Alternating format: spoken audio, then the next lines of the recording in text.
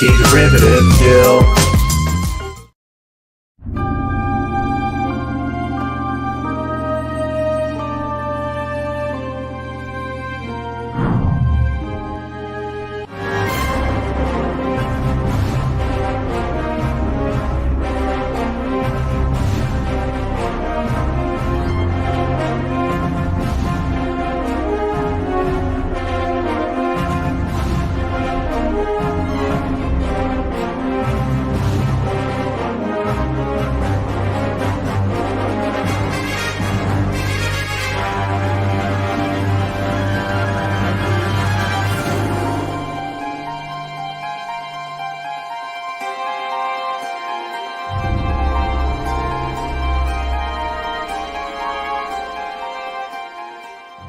Greetings and felicitations.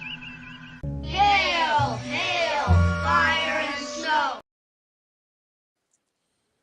Hail, hail, fire and snow. Call the YouTube, we will go far away for to see. Friendly YouTubers, come with me. Well, Hello. sweet Georgia Brown. I'm Hey, there's pretzels back anti-derivative. there. I'm anti-derivative Jill, and this is Indefinite Lunch in Infinite Combinations, where I'm continuing a very special journey through all of Star Trek, the original series. And that intro you just heard, JT Kirk sent that in this morning, and I wanted to share it. Nice. That explains it. That explains it. Very clever man. Very clever man. He is. You can also find him on the Dad Man Walking channel if you want to know where you may be able to hear his voice. Yes, and so actually, I just had to read that. Just as a side note, because Dad Man will kill me if I don't give a plug. Dad Man on his channel is reviewing all of the episodes of Buck Rogers in the 25th Century with Gil Gerard, and I've been on for all of them, and probably will be on for almost all of the remaining episodes. I don't know if we'll ever get to season 2, but all of the episodes is great. Yes, that's really that's wonderful. amazing. Yeah, Aaron, check that I out. have a special spot for Aaron Gray. Everybody does, man. Although mine's primarily romantic, and I like military women, so that she's fantastic in that. But Ardala, Pamela Henderson, can't go wrong. But you know, that was just a little plug. Now I'm going to shut up. That's all right. We're watching in production order, and this is the 5th episode of season 3, and The Children Shall Lead. It's the 4th episode in broadcast order, airing on October 11th, 1968. Today we have Scotty R37. Hello, and as I'm so surprised and happy to see that we also have Pop Culture Curator today. Yes. Hello, everybody. I hope everyone's doing well. Hey, hello Pops. Good to hear you. Likewise, I hope you're doing well, sir. Well, you know your life and my life as best as we can. I understand, right? but I missed you, so it's good to hear you. Yeah, it is great. That's exactly what I was going to ask. How are you doing, Hungry? So. The band is back together. That's right. It's good to hear that laugh again. It's good to hear that laugh. The cackle, yeah. Anyway, keep going, Pop. No laughing. Oh, yeah. Well, speaking of better episodes with evil children. Sorry, anyway, cut it out back there, Hungry. I'm gonna mute. So, Captain Infinity, how are you doing today? Hello there. I am operating within established parameters. Thank you. Wonderful. And Scotty R37, how are you? Oh, I'm tickety boo. Thank you. Great. Super so, jazz. Reference to production of these episodes includes Star Trek 365, which of course I first learned about from Raquel Briggs, who reviews all of real Star Trek from 66 until 05 on the Clobberin Times channel. And on Saturday nights at 9 o'clock, you can see Raquel and Clobby talk about Star Trek. They're going through all of the 735 episodes of real Star Trek right now. They're into Voyager, season 3. So check that out. Quite a daunting task. It really is. And she's also inspired me to look through other books to as reference text. And I will also make some references to These Are the Voyages by Mark Cushman, because there's some great info in there too. And any other references I make, I'll let you know as I go along. even though my slides are in order, I don't mind if you talk about different parts of the episode so we can go out of order.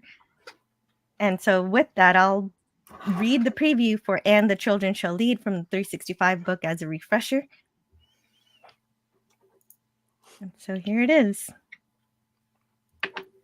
After This is a beaming down. Sorry, this is a countdown to children crying, by the way. Mhm. Yeah. And we're so happy about it. I know, it's the best. After McCoy beaming, was happy about it. He was ecstatic. He was. after beaming down to the planet Triacus, the Kirk's landing party discovers that all adult members of the scientific expedition based there have committed suicide. Curiously, the scientists' children are fine. In fact, a little too fine. They seem strangely unconcerned with their parents' death and are primarily interested in playing games. The children are brought to the ship, where they promptly proceed to summon an entity they met on Triacus. Although this creature is known as Gorgon, the Friendly Angel, he's actually evil incarnate and the being responsible for the deaths of the adults on the planet. The children's belief in Gorgon makes him powerful, and he turns that power against the crew of the Enterprise via the trustful children. By the time Kirk realizes that the children are under a malevolent influence, it's too late. Gorgon has taken control of the ship. And so this episode was written by Edward Lasco and directed by Marvin Chomsky. But before we get into more of the episode, I have to say hello to the chat. We've got so many cool people here all the way. Nothing without the chat. Oh no, I know. Franco Walker was the first one to give us a vote, and Franco! Scotty is here on the Hello panel. there. Hello, everyone in the chat. Oh yeah, Poopus. and also Snortopoopas Cuber, absolutely wonderful. Hey. Hello, That you hear? Snorty. Hello. Gorilla. Yeah, I was waiting for that. There he is. Copla, Gorilla. have to lurk. Do I really need a reason to give this episode an F? No, because Status you and so. already made a whole live stream defending this episode. So if anybody has the right to give this episode an F, it's you. Right, Gorilla's this episode's biggest fan. No, that's actually me, Pop, as we're going to find out later. And in actuality, yes. Unironically, by the way. Non-sarcastically, no sardonicism. either. Non-sarcastic, unironic. What are these words? Hey, hello to JT Kirk. Thank you so much for inspiring the intro. Well, giving the intro. He Thank you, says, JT. hail, hail, fire and snow. Lurking plus working. Have a great show. Beautiful. Cool, thank you. Are you doing the pound with the fist while you're saying it? That is so Oh, the jerky off motion. Hey, man. I was wondering if somebody was going to say that. Great. Hello. The one No, I part, thought it was going to be Scotty. the one part of the episode I didn't like, and you guys bring it up at the top of the hour. That's oh, come on. Let's get the bad out of the way before the good starts rolling in. All right, gotta take that medicine before you take the bending over. Hello Hello to DJ Play Nice and also Gavin Blackburn and Stone Rocket. Just hit the like button. I'm lucky number 13. Isn't that just lucky? Nice. Absolutely. And I'm just so happy to see everybody here. Reba Bell, what's up? Plus C Nation, always lovely to see you. Sorry. I don't even know what I'm doing here. I despise this episode with the power of 10 billion supernovas. Well, Me too. Say but I what you have to mean. be here. is it better than Despise- Star Trek 5? Yes, there's no time travel. No, Well, Star Trek cool. 5 didn't have time travel. But is it? Well, that's I have a good question. too. That's my question right off the hop. Is this episode better than Star Trek 5? No, because I love the Yosemite scenes in Star Trek 5. Okay. I'm just curious because I think there are many parallels between this and Star Trek 5. And All I think regardless of what, it's the same with all the episodes, regardless, even if they turn out mediocre or bad, or let's say not your favorite. Mhm. Usually, at least the experience of our streams are usually fun. So usually we That's can make fun of episodes that are like that. Oh, for Yeah, sure. Oh, exactly. yes. The worse Especially- the episode, the better the review stream. Yeah, because Especially just- when we have such great people in the chat like Kirk 130, Lemon To- Pie. Lemon. Now we Lemon exist. citrus. Absolutely hey, right. lemon. No Why? matter what the episode's like, the live stream is really great. And Always. also hello to Bro Goo. Let's see who else is here. Stone Grogu. Racket says, yes, we are united by our negative feelings toward this horrendous episode, but I'm sure that the panel will fail to take to the woodshed like you and I would do. Oh, Speak we're for always yourself. Speak we're for usually- yourself. Right, we're usually very honest in our reviews, and Hang on, you should know, I be we call insulted? them out What is when- this phrase? Going to the woodshed. Is this a human late 20th century kind of saying? Stone Racket 1800s. It's a corporal punishment for an unruly child. Yes. Oh, okay. Well, I'm in the shed now then. Gavin says, I rate this episode F you. Unlimited. Oh, Okay, so glad you're all Welcome. here. Also, James Caserta. Let's see what's going on in this episode. We're going to get the slides going. Yep. hmm And Robert Justman originally recommended Vincent McAveety to direct because he directed Miri, but since McAveety took a day longer to shoot Spectre of the Gun, Fred was like, no, he can't do it. He took too long to shoot. So that just for that reason, even though he was That's probably the best guy for slacker. the job. I was curious about that. Has this guy directed any of the other episodes? Yeah, Miri and Spectre of the Gun at least. Okay. Well, Spectre of the Gun was good, at least. I know you don't. I don't think you liked Miri, did you, Jill? I thought Miri was okay. I wasn't a huge fan of it, but I was all right with it. It's another one that costed them about $50 to shoot. Obviously, it was just them in a black room. And they didn't have to have a studio or anything. It was just them against black. Mhm.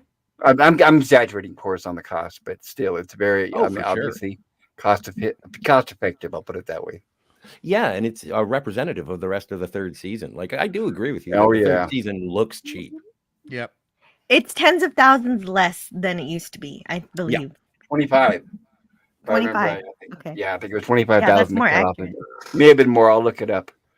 The only other two people to really touch the script were Arthur Singer and Fred Freiberger, the other two people who really don't know Star Trek.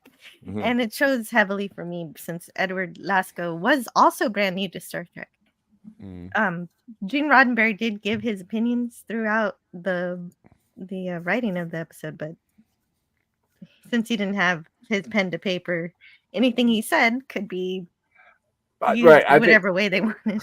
something tells me that when Freiberger was brought on, what it's like is he was the last person the script was handed to, and he said, "Okay, cut this out, cut this out, cut this out." He was the one that made sure they get all the costs down. I have a feeling that's how they did it. Yeah, that's this- possible. So the script's right. They may have originally had more in them, but then once they passed his deck just before approval, or his desk before approval, and he said, "Well, no, get rid of this, get rid of this. We can save here, we can save there." Well, Because that's a lot easier than having him involved during the entire process from beginning to end. yeah, well, this script was taken through as many rewrites as any other episode, except this whole thing just feels like a whole rough draft to me. Yes. The title is taken from the book of Isaiah from the Old Testament. The quote is, "The wolf also shall dwell with the lamb, and the leopard shall lie down with the kid, and the calf and the young lion and the fatling together, and a little child shall lead them." But this episode that I don't like reminds me of episodes I do like Charlie X, and Mhm. except. So I wonder what it is that works so great with Charlie X that just fails here. an absence of a bunch of annoying kids. Yeah, just one annoying kid instead. He's actually 30.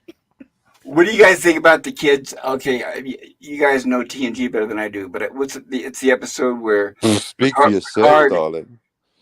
well, at least it's possible, but the episode where Picard has to lead the kids around the ship. I found that yeah. completely that one. almost like this one. No, I love that one. The disaster episode where they're stuck in the elevator. That's so lovely. I think that was really cool how he Okay. he's uncomfortable with children, but he gets it together and they have a really great Picard day at Well, the end of the day. Yeah, To answer your question, Jill, unless it was rhetorical about what makes this one great. So this one, my slip up. What makes this one so poor in your estimation versus Charlie X? This actually goes into what I would refer to as. I'll ask you this question. Let's take the script from Cube that we both love, right? And let's say you had the exact same script and it was directed by the person who directed Q, but then instead, and this will lead into my overview later, you have an alternate version of that movie that was directed by Ed Wood from Plan 9 from Outer Space. Okay. Same script, but the direction of it, the artistic tenor of it is completely different because you have completely different people tackling the same subject matter. So I think, and this is why I actually love this episode. I'll get to Really? that later. Yeah, I rate this very highly. And yes, all right, pitchforks and torches time, chat. I rate this an A for my own personal the enjoyment. thing is, I'd be the first in line for a cool evil children episode, but this one just isn't that cool for me. This ain't it. It's like it's just an evil alien for no explained reason. He can overtake the minds of children, and It's like and- Children of the Damned done by the CW. Yeah. He's I like do like the his malevolent name. Willy Wonka. and Well, it's I He crazy. can get these Malevolent children Willy Wonka. whatever they want. I call him Angel Green Shimmering Halo Guy. That's Oh, I can't wait to talk about the lawyer. But Oh, no, yes. I think I understand how the Grogan has the thrall of these children. I get it. I believe it. I buy it. I like it. Ditto. I mean, what he said. one of the things, even if I did like this episode, I would have no idea that this episode was Hitler Youth cautionary tale. I would never figure that out because because the alien is just pure evil, just that can only affect the kids, and for some reason.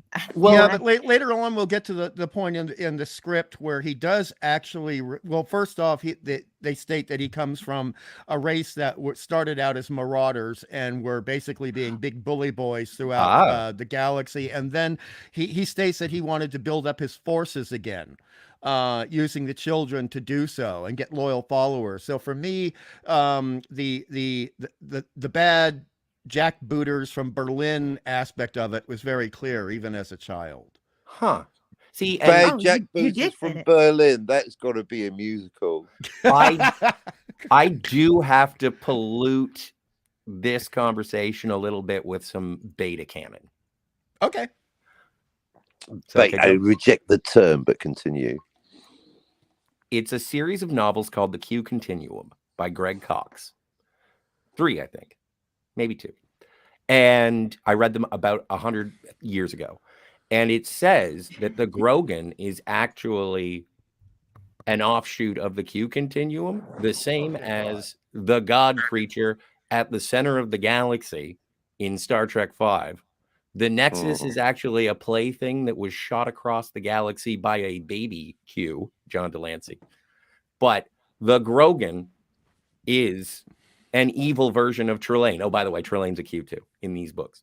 And Anyway, these books, yeah. Well, but you know what? Those books actually try to take Star Trek and make sense of some of the aspects that are not expanded on. And that's the biggest problem in this episode is we have no idea what the Grogan's powers are or how it's Right. affecting anything or what the hell is going on with it. And the 365 book has a little bit here about the Yahtzee stuff. wow. The chat's at me already. And I have to put in a legal disclaimer. There's no such thing as beta canon in fiction. I knew or it was gonna just bother like you. history. There's just something happened or it didn't happen. It's canon or it is not canon. Well, It's beta not canon canon. is just a fancy word for fan fiction. True. Oh, sounds like the canonical verisimilitude. Yeah. Oh my god, that's great. Oh, Jill. That's a Scotty soundbite. just said transmedia canonical verisimilitude. You said it though. I would have stumbled all over it. Under the guise of sci-fi, Star Trek's writers delved into touchy subjects that otherwise might not have met with the network's approval, and The Children Shall Lead fits within the category of message episodes with what appears to be a cautionary look at the Hitler Youth movement of the 1920s to the 1940s and an indictment of the movement's policy of teaching children to inform on their parents if they weren't following the party line. Early in his regime, Adolf Hitler stated that the future of the Nazi Germany was its children. He ordered the most teenagers to join Hitler Youth or its auxiliary for girls.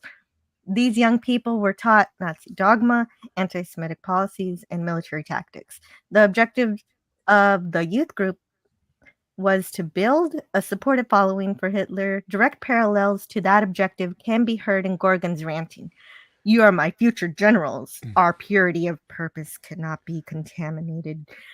Unfortunately, in this case, the message seems to have been diluted to the point that it was missed, misunderstood, or disregarded by viewers who have consistently ranked the episode near the bottom of the 79. And I yeah, just want. Oh, sorry. I just wanted to point out that, especially when Sure. he's going on that rant at the end, and I've got the line, the exact line in the quotes, but I'll get to that when we hit the actual part of the episode. He specifically uses the term exterminate in almost exactly the same language as the Daleks do, and the Daleks were a metaphor for the bad jackbooters from Berlin as well. Were too? They're just in Wow. case. Yeah. So Metaphor or allegory? Allegory then, but the yeah, you caught me on that one. Good, but the thing is that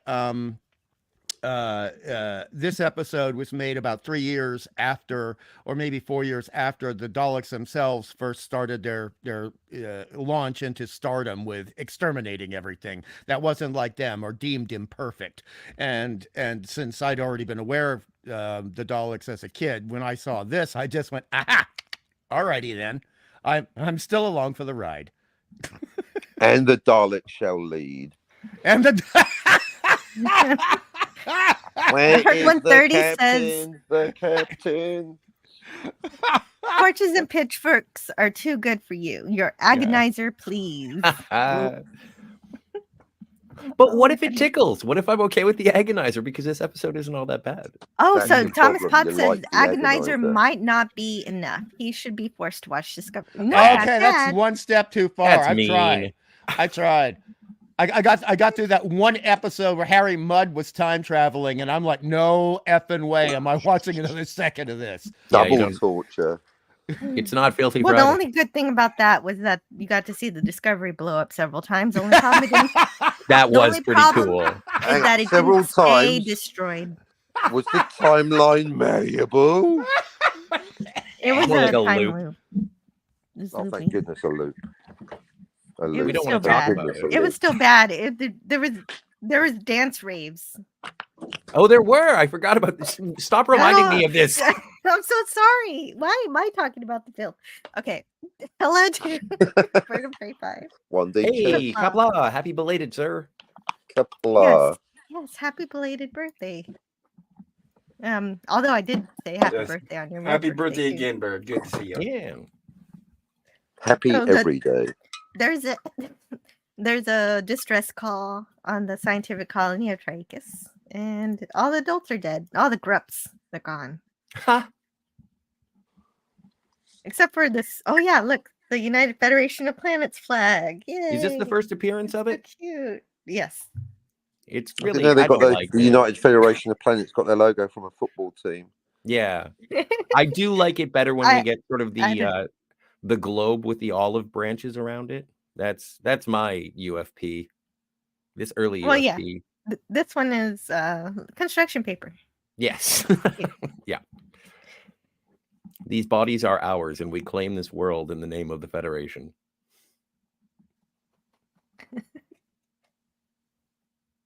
Well. Anyway. No, I don't think so. I'm just saying it's a memorial, but I still don't like the flag, and it does look like a pennant at a basketball game. hmm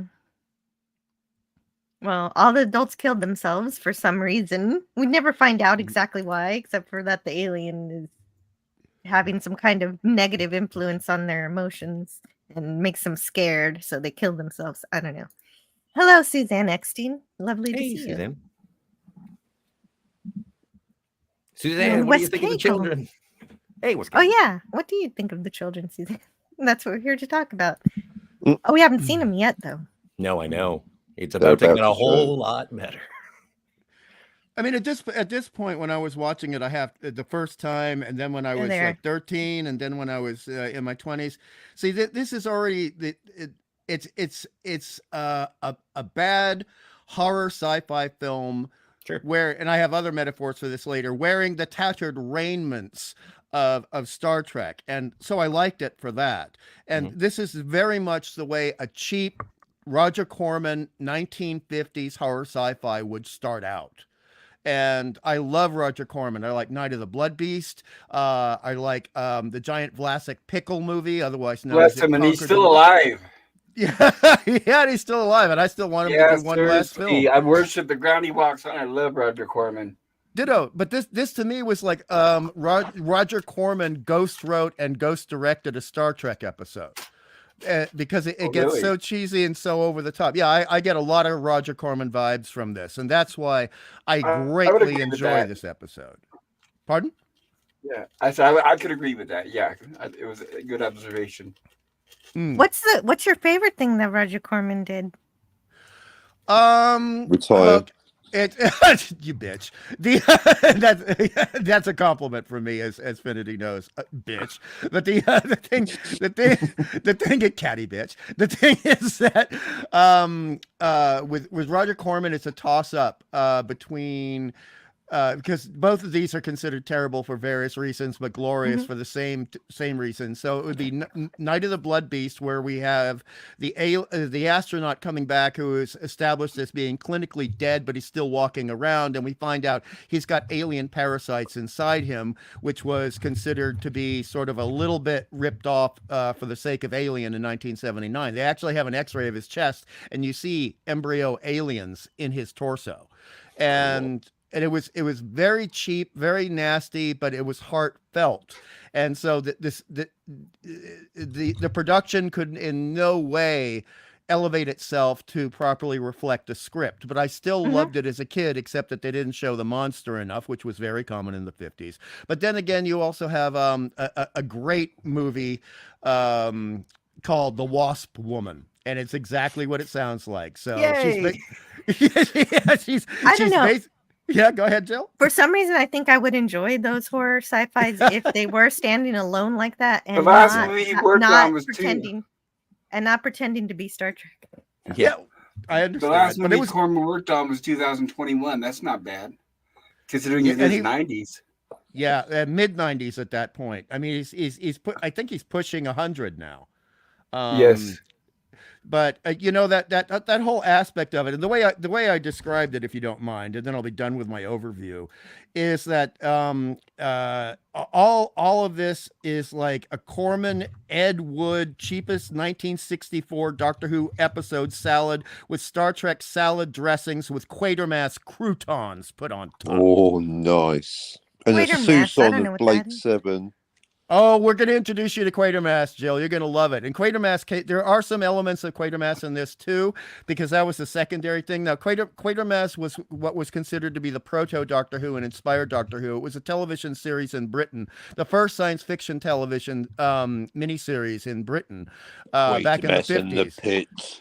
Yeah, that was the last one, which was one of in the 50s, one of the highest rated television shows Britain had ever produced, and still held the record up until a couple of episodes of other British television. Okay, well, I'll look forward to looking into that. Thank you. And it's hard science. It's hard science fiction. Oh, that's good. And it also sometimes, like in Quatermass in the Pit, brings up Lovecraftian elements. So this is the secondary description of this episode. The Scooby-Doo gang meets the thing in space, but there's also some lame-ass Lovecraft in this episode, in a way as well. So it's got a lot to offer. And well, they have ice you cream. say lame ass Lovecraft. Well, the ice cream. Oh, you again, Cthulhu. I like Lovecraft. That's why you don't like this favorite episode. Ice cream. Yeah, the ice cream. Go on. I'm muting. Also, sorry, Jill, you love the ice cream, but I wanted to say the room that we're in currently, I recognize that from the deleted still from Ilan of Troyes, where everyone was saying that. Correct. Is it? Great. Yeah, it is. Great. Sweet. Well spotted. That was a fun one. Chocolate pistachio. Now, are these replicators or are these food dispensers? Is there a person with an ice They're- cream scoop behind that It's a wall? holodeck. Okay. It's not a replicator as we know it in TNG. It's a food synthesizer. So the way I imagine it, I don't actually know. I don't have the technical manual for any of this, but since it's not precisely a replicator, I feel like it's more like a 3D printer kind of thing that takes in Ooh. computer data. And so we know that there's a ship stores on TOS. So you got food on the Enterprise. It just gets manipulated and dispensed into these food synthesizers. So I But let's imagine not- there's different. Let's not Yep. forget Star Trek 6. They had a kitchen. That's true. And yeah, they have Maybe a that's an kitchen. option. Maybe like the majority of the food Mhm. is perhaps produced by a computer, but they have a kitchen in case you want real food. Maybe. That was a diplomatic mission, though. Still had to Yeah, eat that. and A so- food synthesizer, that makes me think of Depeche Mode handing out cakes. And so I hope you enjoyed that segment of this live stream because that's the only science fiction. Hello to Franco Walker. That's Frank, the only good to see science you, sir. fiction. Everything else is kind of magic now that you mention it. Yes. You gave me the hiccups too. Franco Walker says a precious freckled ginger kid with a slappable face. B minus. Oh, That's minus fair. already. I gave it a B, or I will. But is that Oh my god. Sam? Is that Sam Kirk's? It son? is. It is. That's Sam Kirk's son. You got So it. I'm Well glad. done. I'm glad he showed up again. Didn't change his appearance at all. Well, the only thing I didn't mention from the last scene is that they were singing "Ring Around the Rosie," which people attribute to the bubonic plague. I know, right? I noticed they Sorry. changed the lyrics. Was that on purpose or was it a mistake? Oh, What, I don't know. I how didn't did they notice change that it? myself. Well, I didn't think you'd be that interested. I didn't take extensive notes, but there I'm were interested two in lines that were everything. changed from the original as I know it. Yes. Yeah, that's correct. The British version Alright, is distinctly different. They changed the one I know is a tissue, we all fall down. Yes. But they said something else. Ashes, ashes, we all fall There down. you go. So That's there's what an I heard. example. That's what I Yeah, heard. The Ashes is the one. I heard. Exactly. So a tissue is the original lyric. Ashes was Oh, okay. theirs. Therefore, the discrepancy. Yeah, I guess that's the way we say it is with the ashes. Is it? You weirdos. We are Yeah, weird. we're weird. Can't spell color either. Well, the weird thing is, okay, so Lasco actually first wrote the script with the children actually not forgetting their parents and actually being sad. But the executives at NBC said women wouldn't like sad children. Seriously. Oh, But so they didn't, but they didn't Well, they ask shouldn't give me. birth so much then, should they? They didn't No. ask me because the kids being happy that their parents are dead does nothing positive except make the kids seem like psychotic little. yeah, I agree with that. I think part of the reason why it falls down is that they're not menacing enough. They seem like happy-go-lucky, and I think a little Children of the Damned or Village of the Damned would be cool if they were like that. Yeah. Like at the beginning, the prospect of it being a psychological issue of them setting aside the trauma of their parents' death, and it's like everything's fine here. They're just children. And Kirk is like, no, they're effed up. And McCoy's just like, Yeah, let see, 'em that be. that Let 'em also do their reminds me thing. of it being done better in TNG, where that little boy loses his mom, and that alien is like, "Oh, well, I'll Yeah. pretend to be your mom for you, and everything's fine."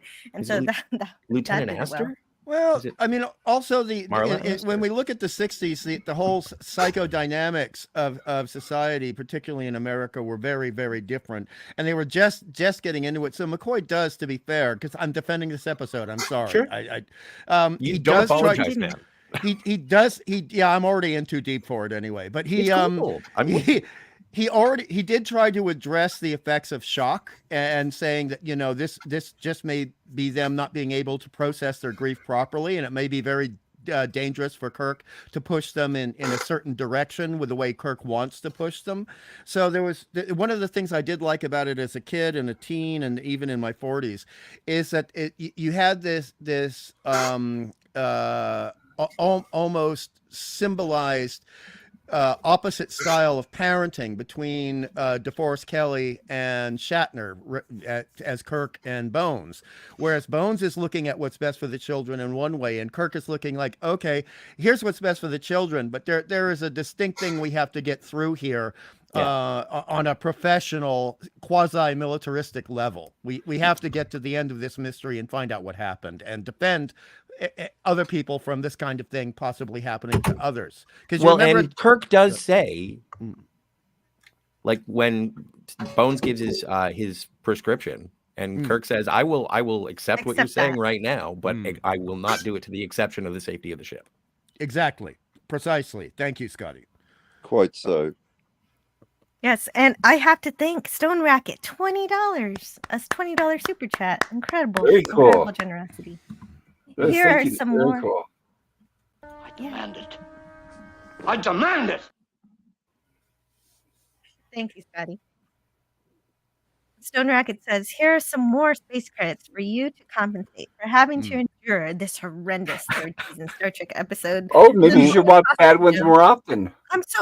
I know. Okay.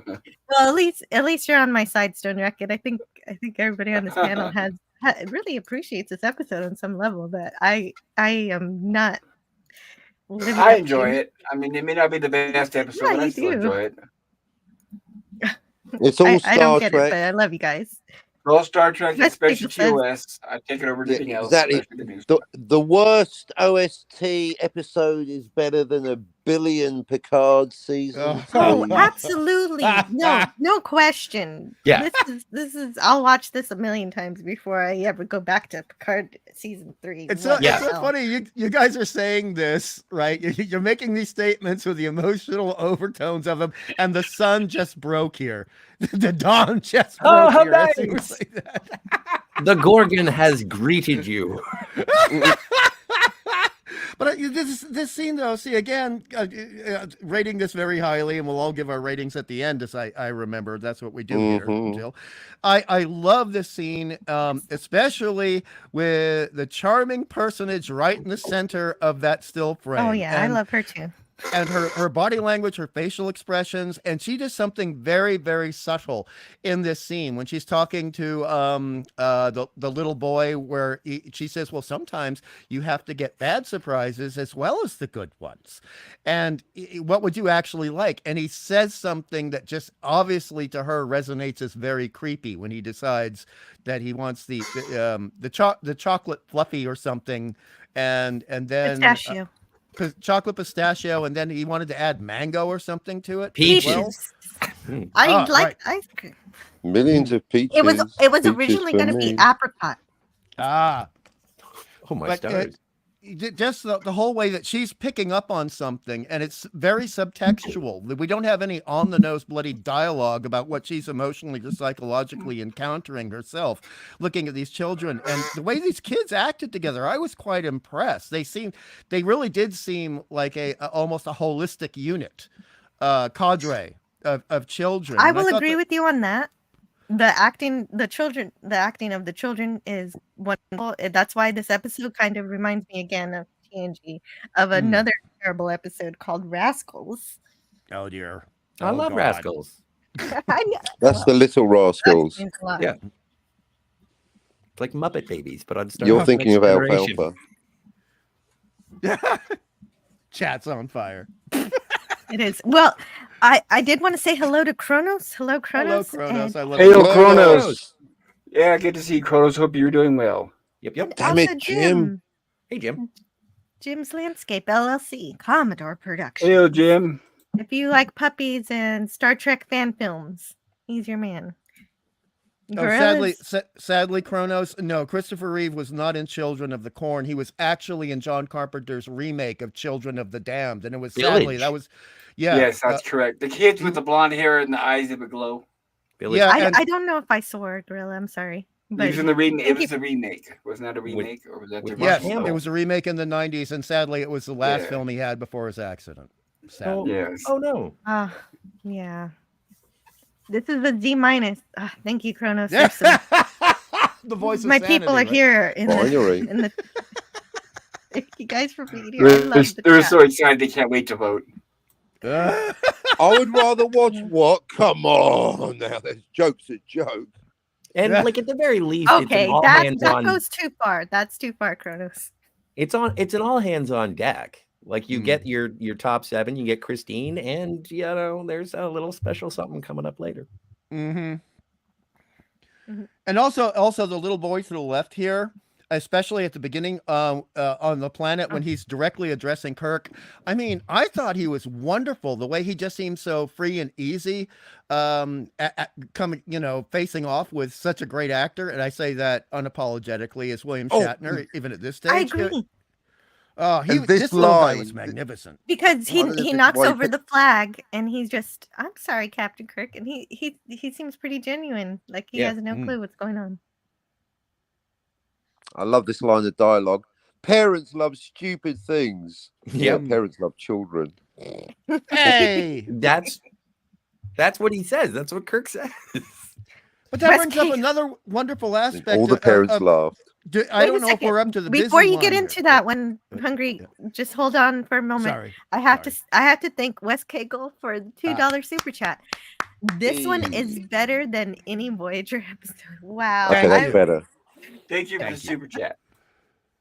Thank you so much for the super chat, Wes Cagle. I like a lot of Voyager episodes, but I do appreciate coffee in that nebula. Your thoughts. Classic Comics is here. Parents like stupid things. No joke. And you were saying, Hungry? Oh yeah. Have we got to the at this point?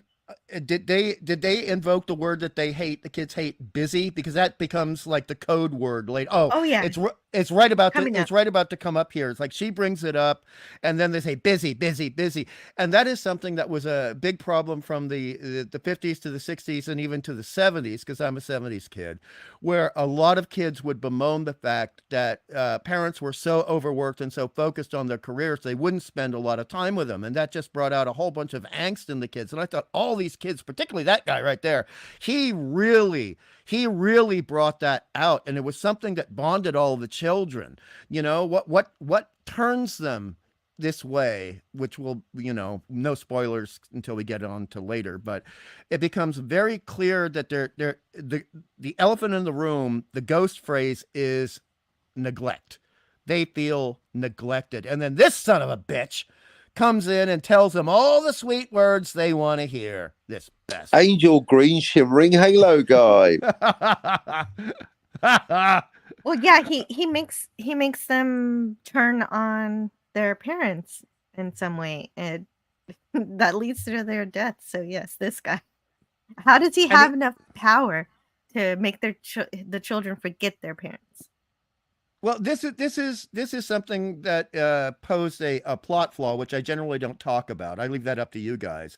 But even when I was a grade schooler, I thought, okay, so he's bestowing the powers upon the children to do these things to their parents. That means he's already got the power to do it, or does he have to work? Because there are so many other, I hate to use this term, biblical elements and allegories in this episode. Like, why can't he just do that to people himself? Does he have to? Exactly. And so that was possibly a plot flaw that really got to me as a kid. And every time I watch the episode, I think, okay, but why? But why? That's precisely my problem with this episode, is that the circular logic doesn't complete. You can't worry about spoilers with this episode, because you have to immediately get to the end where you say, why doesn't the alien just skip the middleman and control the adults directly if he has this power? And why is the power contingent upon the belief of the children? How does he control the children first to then get the power from them? Exactly. It's implied. Can you say plot contrivance? It's absolutely, but it's visually implied. Visually and subtextually implied that the children had been in the cave many times, because the first time we see them, they're coming out of the cave, and that's where that weird ass machinery was there. So the implication is the children went in there, somehow the machinery got activated. That's when the contact with the Gargan happened, and that's what sets the whole thing off.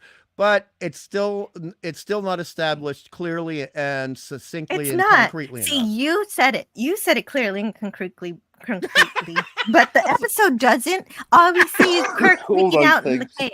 Thank you, Jill. That's a massive compliment coming from you. It really is. Yeah. What do you mean coming from you? Because Jill is Very strange. No, that's Jill, hey, you catty bitch. I'll say it again. That is no.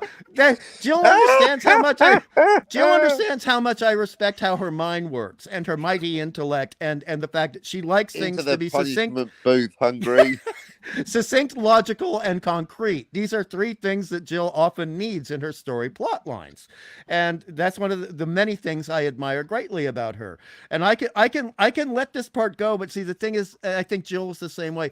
If there's something that is plot contradictory, as we've just been speaking of, it's like you're watching a movie you really like, and there's a rat squeaking in the back corner of the room that's taking away a little bit of enjoyment. You know what I mean, Jill? Yeah, exactly. And the motivation for these kids to do it is a little bit more understandable. They want it's the same motivation that Charlie X had. I want to play and I want to do what I want. Mhm. I agree with you. So if there was a good thing, it was that one. But the logical inconsistency of the way the powers of the alien are my biggest issue. And Stone Racket says that's the stupid lawyer that's dressed in a shower curtain. Yes, Mr. See, Belli. So I watched the updated special editions with the special effects, and so I get new ships, I get new planets, I get all the screens. Apparently, they cleaned up. The one thing, because you do get a little notification when it goes up to the updated special effects, they did not touch the effects of Gorgon. Good. Yeah. Got better things to work on. I was wondering that even the tints and the same colors and everything, right? It is not indicated, because usually even with phaser blasts, it'll put you a little icon in the top right hand corner of the screen that says, do you want to see the original effects? And so, but with the Gorgon, doesn't even reference that they changed it. Hey, there's Eddie Paskey. I'm sorry if we already mentioned. Is Jill showing the improved version or the original version? What slides are you using, Jill? I'm using the remaster. Okay, because I watched the original. I watched the original. Or I call it the hipster version. Yeah. What's great, she does have the one that has both versions, but yeah, she covers the. Yeah, I do typically at the end look at the differences in them, because there's a channel called the Trekkie channel that does a side-by-side comparison, so you can see all the differences that were made. Right. I watched both versions simultaneously, one eyeball on each. That'd turn you into Jack Elam. It's hit and miss. Sometimes things look better, sometimes maybe not so. So it's kind of hit and miss, I would say. Hello to Daniel's Hot Topics, and Gorilla says the only thing that makes Charlie X better was in Charlie X we got a nice slap on the ass for Yeoman Red. No, that's better, because you have an altruistic kind of alien who's actually trying to do a good thing for Charlie, but it obviously doesn't turn out to be such a great thing. But man, Charlie X was so good, and I don't know, it's crazy. Daniel's Hot Topic says, I hate that TOS is uncanon in New Trek. Well, that's because New Trek, well, you know what? I hate New Trek and it's not Star Trek, but if you want a nice sweet way to put it, Doug Drexler says it's a multiverse. Every single New Trek is a different multiverse, because none of them make sense with each other. That term. I prefer thinking of it in the purest of methods. 735. I am gonna 1966 to 2005. Exactly. I don't care that they don't think that. I don't care. Take it or leave it. It's up to you. If you like it, good for you. If you don't, I don't care. I think Doug is just but the internal contradiction, because he's a real Star Trek fan. And I'm gonna make a video about it. Sweet. Can I give a compliment to this guy again on the right? Because at this point we're seeing something again that I really love, because as a kid you have to interact with older kids, and I reckon his character is supposed to be like 13 or 14 years old, considering his size, but his mannerisms and his psychology and the way he addressed Kirk was very much like that time when we guys we're getting our first testosterone. We're starting to get a bit more aggressive, a little bit more talk back, a little bit more. I'm resentful of some inconsistencies I see in adult behavior. And You're not my real mom. And yeah, but I mean, this really, for me, even now watching it again, 40 years later on or so, this really came through. These aspects really came through for me with his performance. I mean, he's sort of it's almost like he's treating Captain Kirk like an undesirable uncle who would side with his father when his father was giving the kid grief. And Captain Grammar, can I stay here and watch? It's may I. Yeah. But this scene was. I agree, Wes Cagle. Multiverse, every new Trek is more like multi-shit. Shite. I agree. Like multiverses. But I'm sorry for interrupting, Hungry. I know your classic comic says Proto Wesley. No, you got to interrupt for the chat, Jill, every time. I'm not sarcastic. That is very important. I'm glad you did.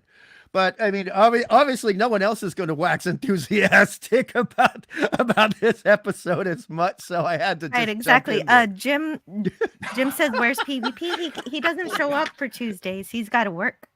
Yeah. Who's the actress that played Rand? That's Grace Lee Whitney. Unfortunately, she left the show several episodes back for reasons. Just don't bring it up now. Don't worry, she'll be back for the movies. I'm sorry. Do worry. I'm always worried.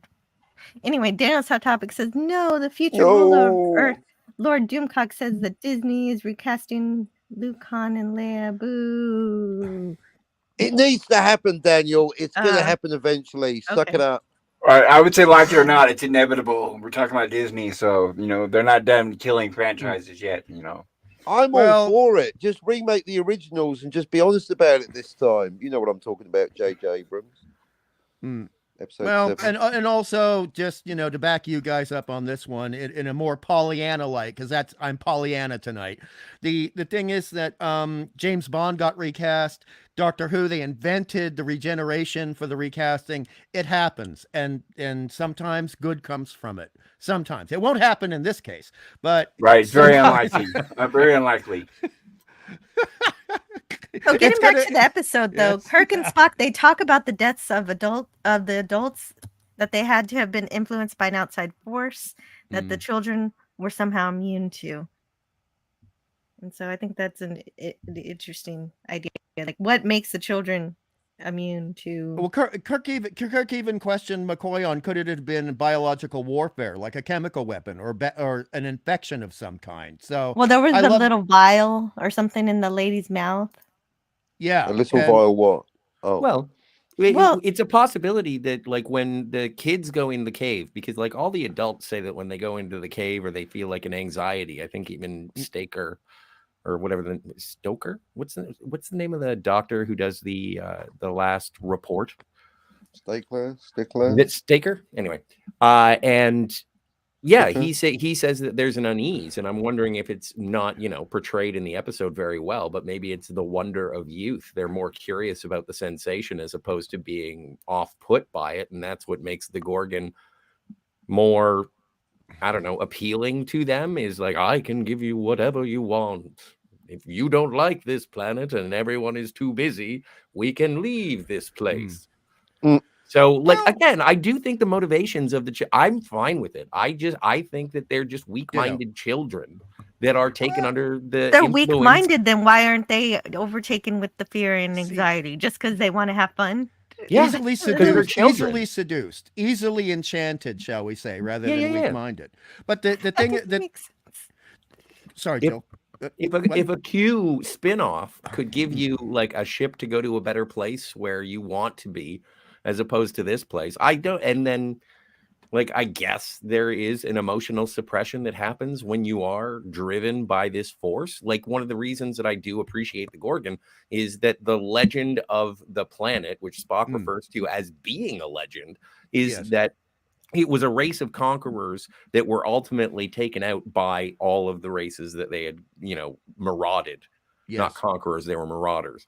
And so I don't think that the race that evolved on that planet is actually responsible. I think the Gorgon whipped them into a frenzy for intergalactic war or galactic. That's implied. That is heavily implied, although it's not directly stated. So I agree with you. And also, let's point out that if you're 13 years or younger, you haven't had that many negative experiences for psychological baggage and psychological scars, shall we say, as an adult. So the negative aspects of going into that cave, being around that machinery, would obviously have more to prey upon on an adult than anyone under the age of 16. And we see Kirk very clearly get taken over by that negative effect, that negative psychic, not psychological effect. And I love the way Shatner plays it out. He looks very vulnerable, very scared, almost timorous, to use a Scrabble word. And that, again, is also going back to Quatermass. That actually happened in Quatermass in the Pit back in the 1950s and later in the film version. And that's one of the parts of the science fiction elements of this episode that I really, really like. And I'm going to rate it highly again. So yeah, I really do appreciate your guys' attempt at trying to make sense of why the children do not doing our best with the material that you gave us, Jill. But the problem is that kids do have fears. They're afraid of the dark. They're afraid of boogeyman. They're afraid of so many things. These ones aren't afraid homework of mainly. The person, homework. The person you were talking about, Scotty, is Professor Starnes. He's played by James Wellman. Who I keep wanting to call him Professor Farnsworth. And the redheaded kid is his boy. The redheaded kid is his child too, which is very important.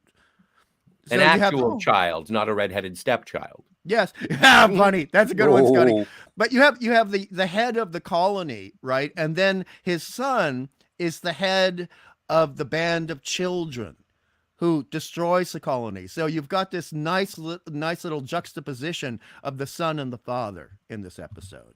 Mm-hmm. The red apple doesn't fall too far from the tree. Oh, dear. Take a bite into a red apple. They do. I have a few things about the children in this episode. Oh, yeah. From the 365 book. Oh, tell me more. Okay, so the child performers have often have a difficult time transitioning into successful adult careers in the entertainment industry.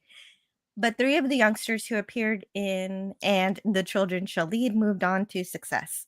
Before her role as Mary, 9-year-old Pamela Verdon was already well established, having appeared in many popular shows of the 1960s. Yes, I remember seeing her in a lot of things. I'd say I recognize her more than the rest of the kids.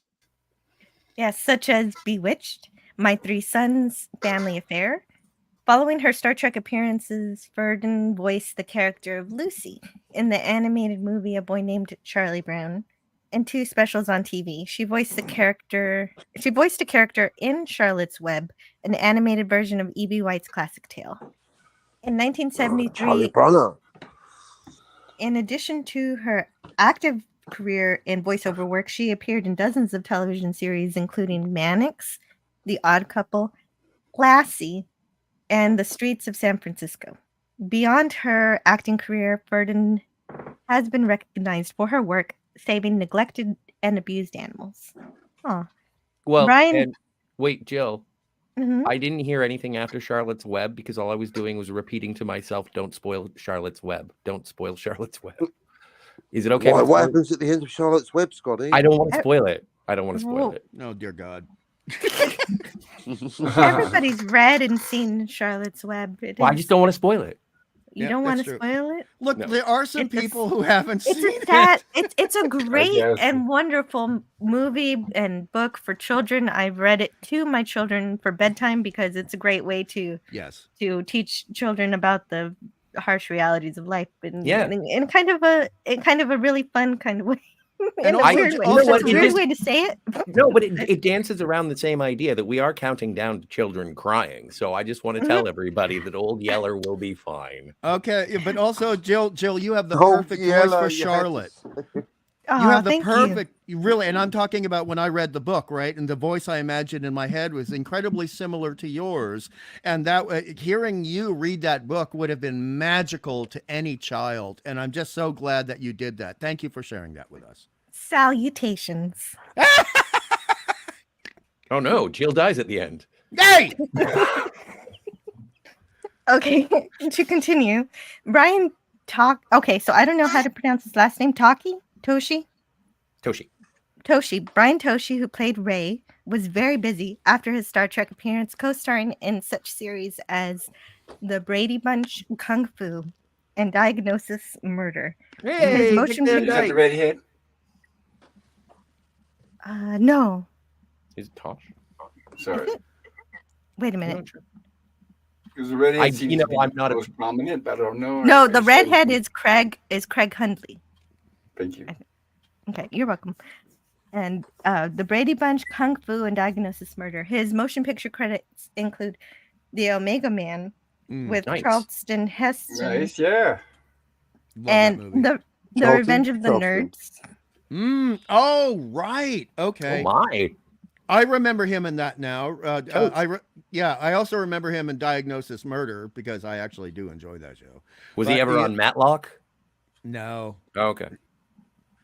Like Verdon, he had done extensive work behind the microphone, lending his voice to Leonardo in the Teenage Mutant Ninja Turtles movies and voicing characters for Mortal Kombat, The Iron Giant, Batman Beyond, Family Guy, and Avatar: The Last Airbender. That's cool. That's awesome. That's wild. Yeah, it's a good list. Perhaps that's a powerhouse. That's a powerhouse for a VO actor. For a VO actor, that's a fantastic resume. And here's one for pop culture. This is about the redhead. Perhaps the most impressive are the 2 career paths that Craig Hundley followed. Prior to appearing as Tommy Starnes on Star Trek, Hundley had been seen in the series ranging from the Beverly Hillbillies to Star Trek as Kirk's nephew Peter in the first season episode Operation Annihilate. As he continued acting, he also concentrated on his musical talents with his group, the Craig Hundley Trio.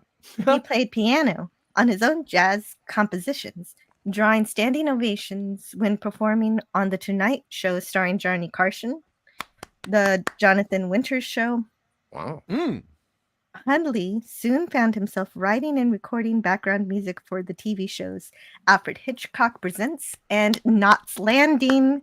Hey, big That's God, impressive. Very cool.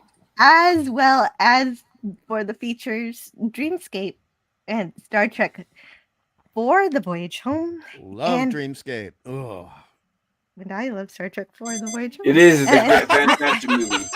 I need to bring back my live stream from that because Paramount took me down, and I've got to re-edit it and re-upload. Oh, I'm sorry, Jill. Oh. I know. And 2010, among many others. It's interesting to note that composer Jerry Goldsmith was nominated for an Academy Award scoring Star Trek: The Motion Picture. For that score, Goldsmith turned to a singular musical instrument called the blaster beam.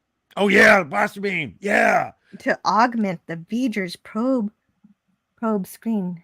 That was also used in Meteor with Sean Connery. The blaster beam is an amazing sound, and it's an amazing instrument. It's so simple, but it creates that big deep note when when the Klingons first encounter the V'ger cloud. That huge reverberating. That's that. Yeah, that's the blaster beam.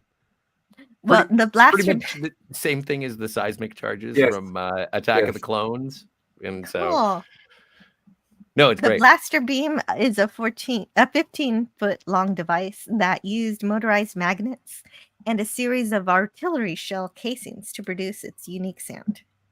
It was invented by Craig Hundley. Holy crap! Nice. Okay. Very cool. Very cool. Nice. That's it. That was the from 365. Good stuff in there. And it's also technically it's a stringed instrument, which is amazing too. That's why you could get the 2 notes of the blaster beam in Star Trek the Motion Picture, where they only used 1 note in Meteor with Sean Connery. But then again, that film was a dog. Enjoyable. Oh, dude, I bought that because of Natalie. I agree. It was terrible. Yeah, I have it like- on DVD. It's not that good. Jill's gonna laugh at this. This is for Jill because she hasn't seen Meteor.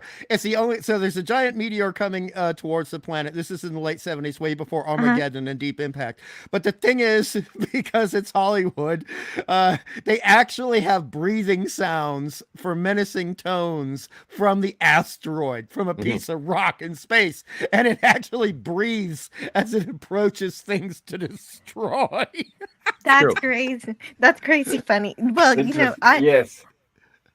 I give a pass to sci-fi, including noise in space, when it doesn't make sense, because it helps with the drama, and we know there's not going to be sound in space, and so I don't mind it if it's creative and interesting. If you're a Well, Sean like when you- Connery fan, you should check it out. Yeah, Definitely. and Natalie Wood too. Natalie Yeah. Wood, and Yes, you would. and Isn't also Dick Van also Patten in that?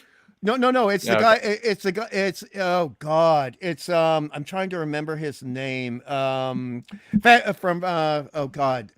He was in a sitcom with the first word in the title was family, and it was in the 60s. And oh geez, but he played the Russian scientist.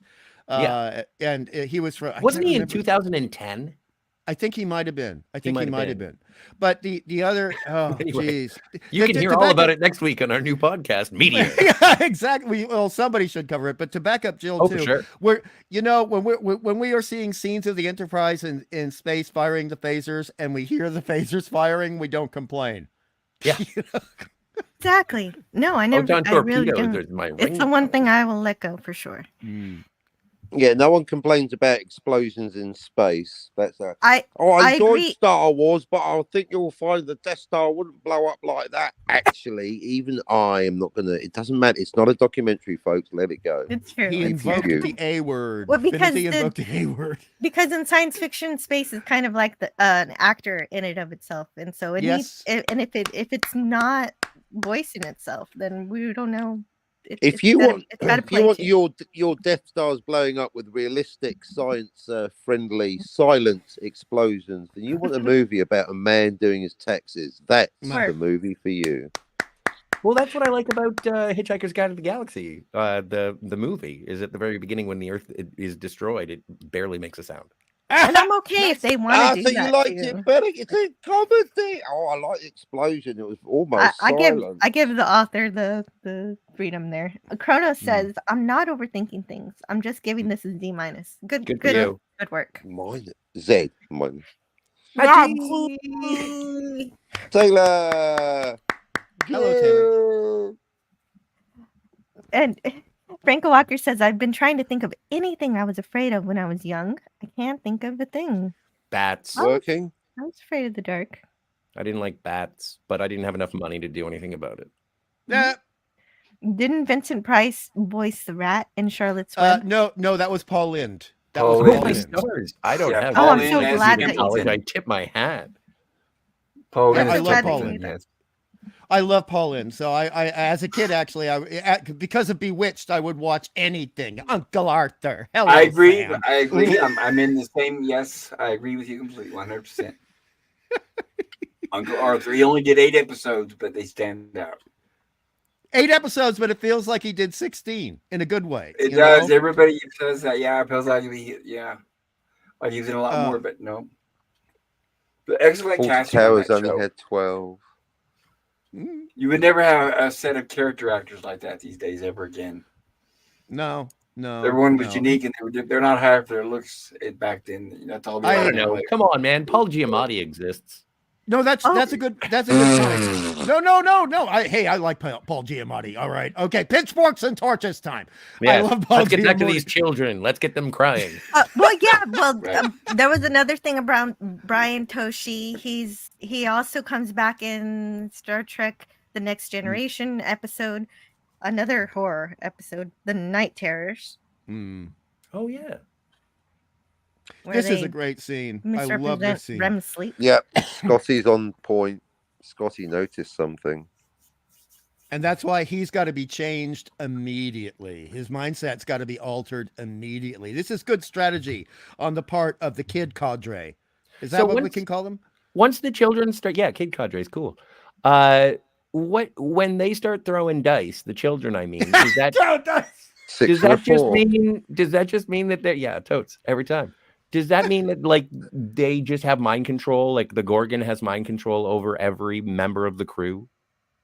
That's That what goes back I to the want to plot know. problem. There That is goes- absolutely no indication that's the case, except for the fact that everybody on the ship behaves that way, as if they're all completely controlled. Kind of like if Star they Trek had 5? any kind of control for themselves whatsoever, they would have stunned these children, thrown them in the brig, spanked These them or children, something. I don't know. these children are under the thrall of an alien being, and then they take over the Enterprise to go to a different place so that the Enterprise can be its chariot and take over millions. Yes. Sounds like something maybe Shatner got an idea somewhere.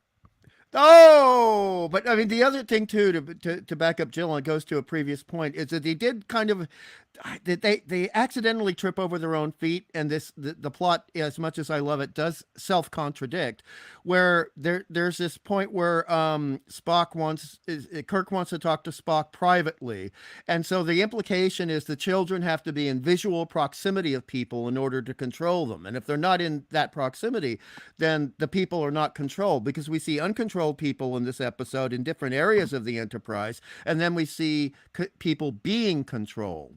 And there's even that point with a redheaded kid he's affecting Sulu and Chekhov, and then Uhura is not controlled until she pipes up, and then that draws the attention Right. of the kid. But I think once they do knock who's there, then the people who they are influencing, they're just under the control of the Gorgon at that point. You mean autopilot? They like set it to neutral. You just have to, they just had to connect the Bluetooth to Gorgon. And that's the kind of headcanon that you have to insert into this episode. That is the only the only reason I like this Bluetooth episode is because of a headcanon. series of books I read in the 90s. No, I like it because of headcanon, and I know I have no leg to stand on. I'm just making this up so I can appreciate it because you know what? That's okay. Yeah, well, thank you. I As long as appreciate it. I've been realize stretching that's what for the you're doing. gymnastics. Very good. Very good. Appreciate it. I'll be back in just 1 second. Okay, great. Because I'm I getting wanted ice to say cream. something. Pamela Burden played Mary. I mentioned her earlier, but I wanted to mention her again because the Mark Cushman book has an interview with her in it, and she says, "I never dreamed of being an actress. I didn't even want to be an actress. My mom just put me in the business. She was very strict and highly critical, a real taskmaster. I could never contradict my mother. I just did what I was told. My agent at the time, who was like the biggest either child or young child agent in Hollywood, said that not only was I her busiest client, but there were times when I was the busiest actor regardless of age. I was doing so many things at the time. I was that girl that people might not remember by name, but they remember seeing my face on one thing or another." But the real reason why I wanted to read this interview was because she mentions my favorite Star Trek episode.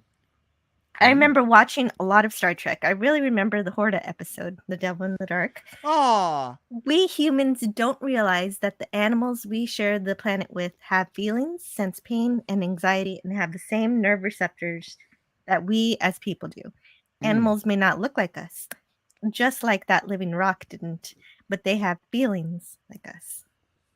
And I really enjoyed that because I like thinking about it. My favorite episode. That's the only reason I brought that one up. Great And anecdote. Thank you. You're welcome. And then there was something in here about Caesar Belli. I think that it wasn't in the 365 book. He was 11 years old. He was the son of a famous celebrity trial attorney, Melvin Belli. He had no real interest. Yeah. Who plays the Gargan? Who isn't an actor? Obviously, we haven't gotten there yet. Other families. That is funny. That is funny, though. It is funny. It was pronounced Belli. Belli. Okay.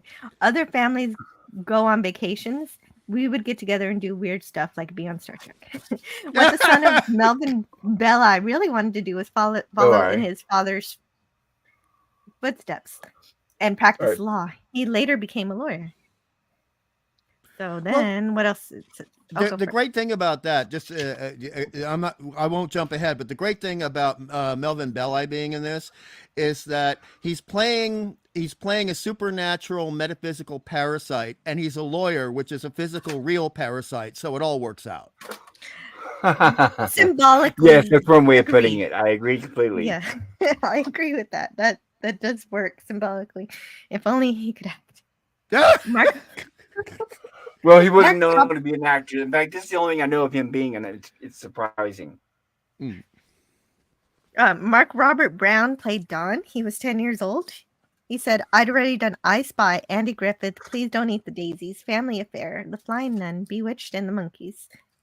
Even more lucrative was the work Brown found in television doing commercials. I did commercials for Wonder Bread, McDonald's, Three Musketeers, Mattel, and even recorded the voice for a Mattel doll, the talking honey bear.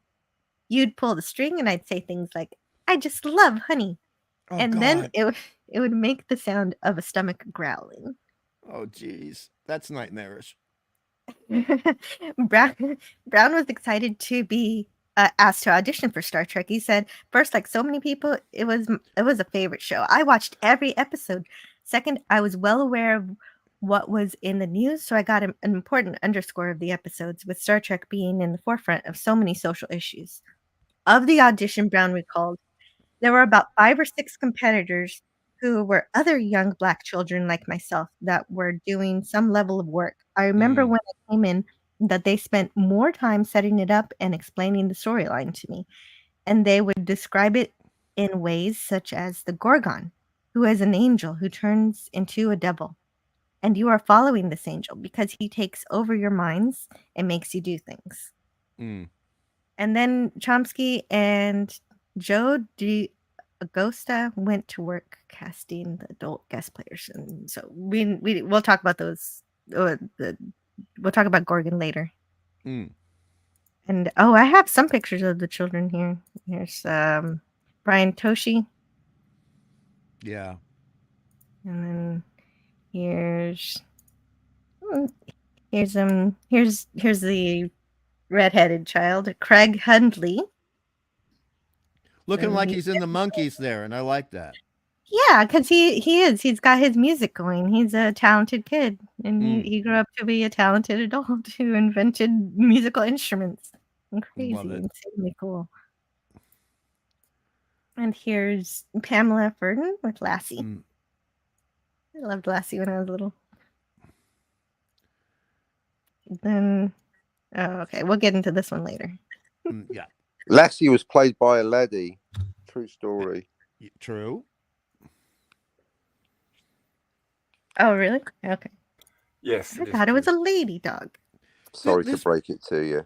This slide actually brings up something I really like, which is, for me, again, maybe it's because Shatner was a family man, but in Kirk in this episode, it's clear that all of this is weighing so heavily on him, possibly on a subconscious level, but certainly on an emotional level. And he looks so haggard, like he's getting no sleep. He's getting no rest. This is really, really kind of a dagger in the heart for his character, seeing these children and the suspicions about them at this stage in the episode, and the deaths of the parents. And he's so concerned about why aren't they showing proper grief? Why are they reacting this way? And I just thought it was beautiful and poetic.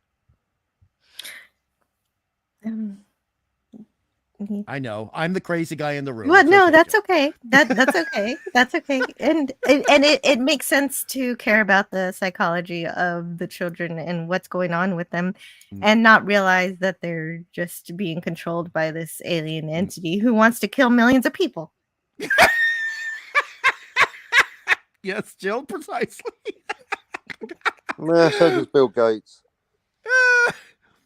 But it just the expressions on his face, and some people they've mocked that they sometimes they say that this is the one where Kirk was really melodramatic and over the top and like C-grade movie acting with this, and I don't agree with that at all. I think all of the body language expressions, the little gestures were actually perfectly attuned to the script for this, and I thank William Shatner for putting that into this.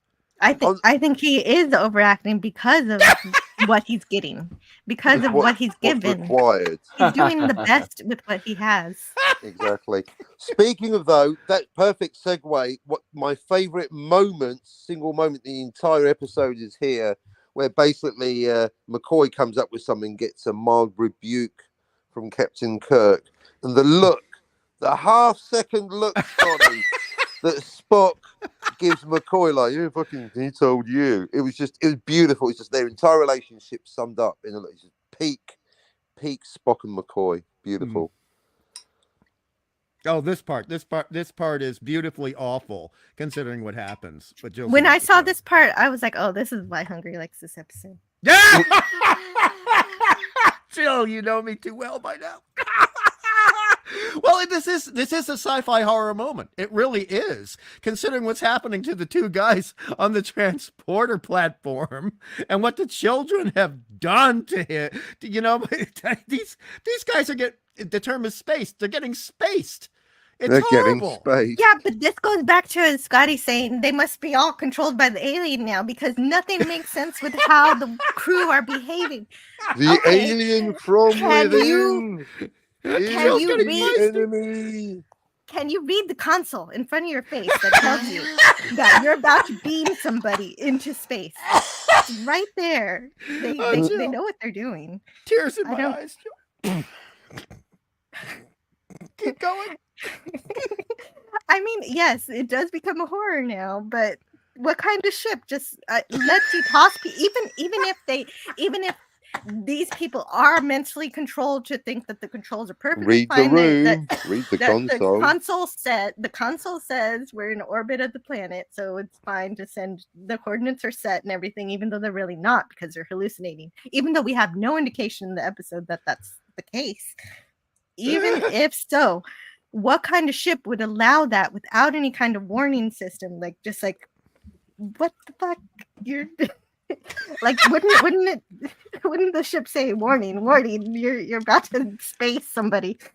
Yeah, but how does the transporter know if you're wearing a spacesuit? Oh shit! Yeah, you're right, Scotty. It doesn't. Time to buy a lottery going for ticket, space Gorilla. walk. But also for pop culture, okay, this is where I mentioned Ed Wood at the top of the show. This is the Ed Wood moment. Plan 9 from outer space. All science, all science is gone in this scene. All of it. Yes. This is right. This is horror for time horror's travel's sake. real. Oh, but you know what I mean, Pop. I mean, this is absolutely. This is like a 5-line synopsis given by Corman in the 50s to Ed Wood to produce, and that's how this scene came about. That would have been an improvement. And I have to thank Matt G. Taylor Swift greater than Disney Star Wars for gifting one membership. And so, Wow, very cool. work, Taylor. Thank you. who got that membership? Let's see if we can see who got it. Does it show, or is it? I think we have anonymous? there's a volunteer. Someone claimed it.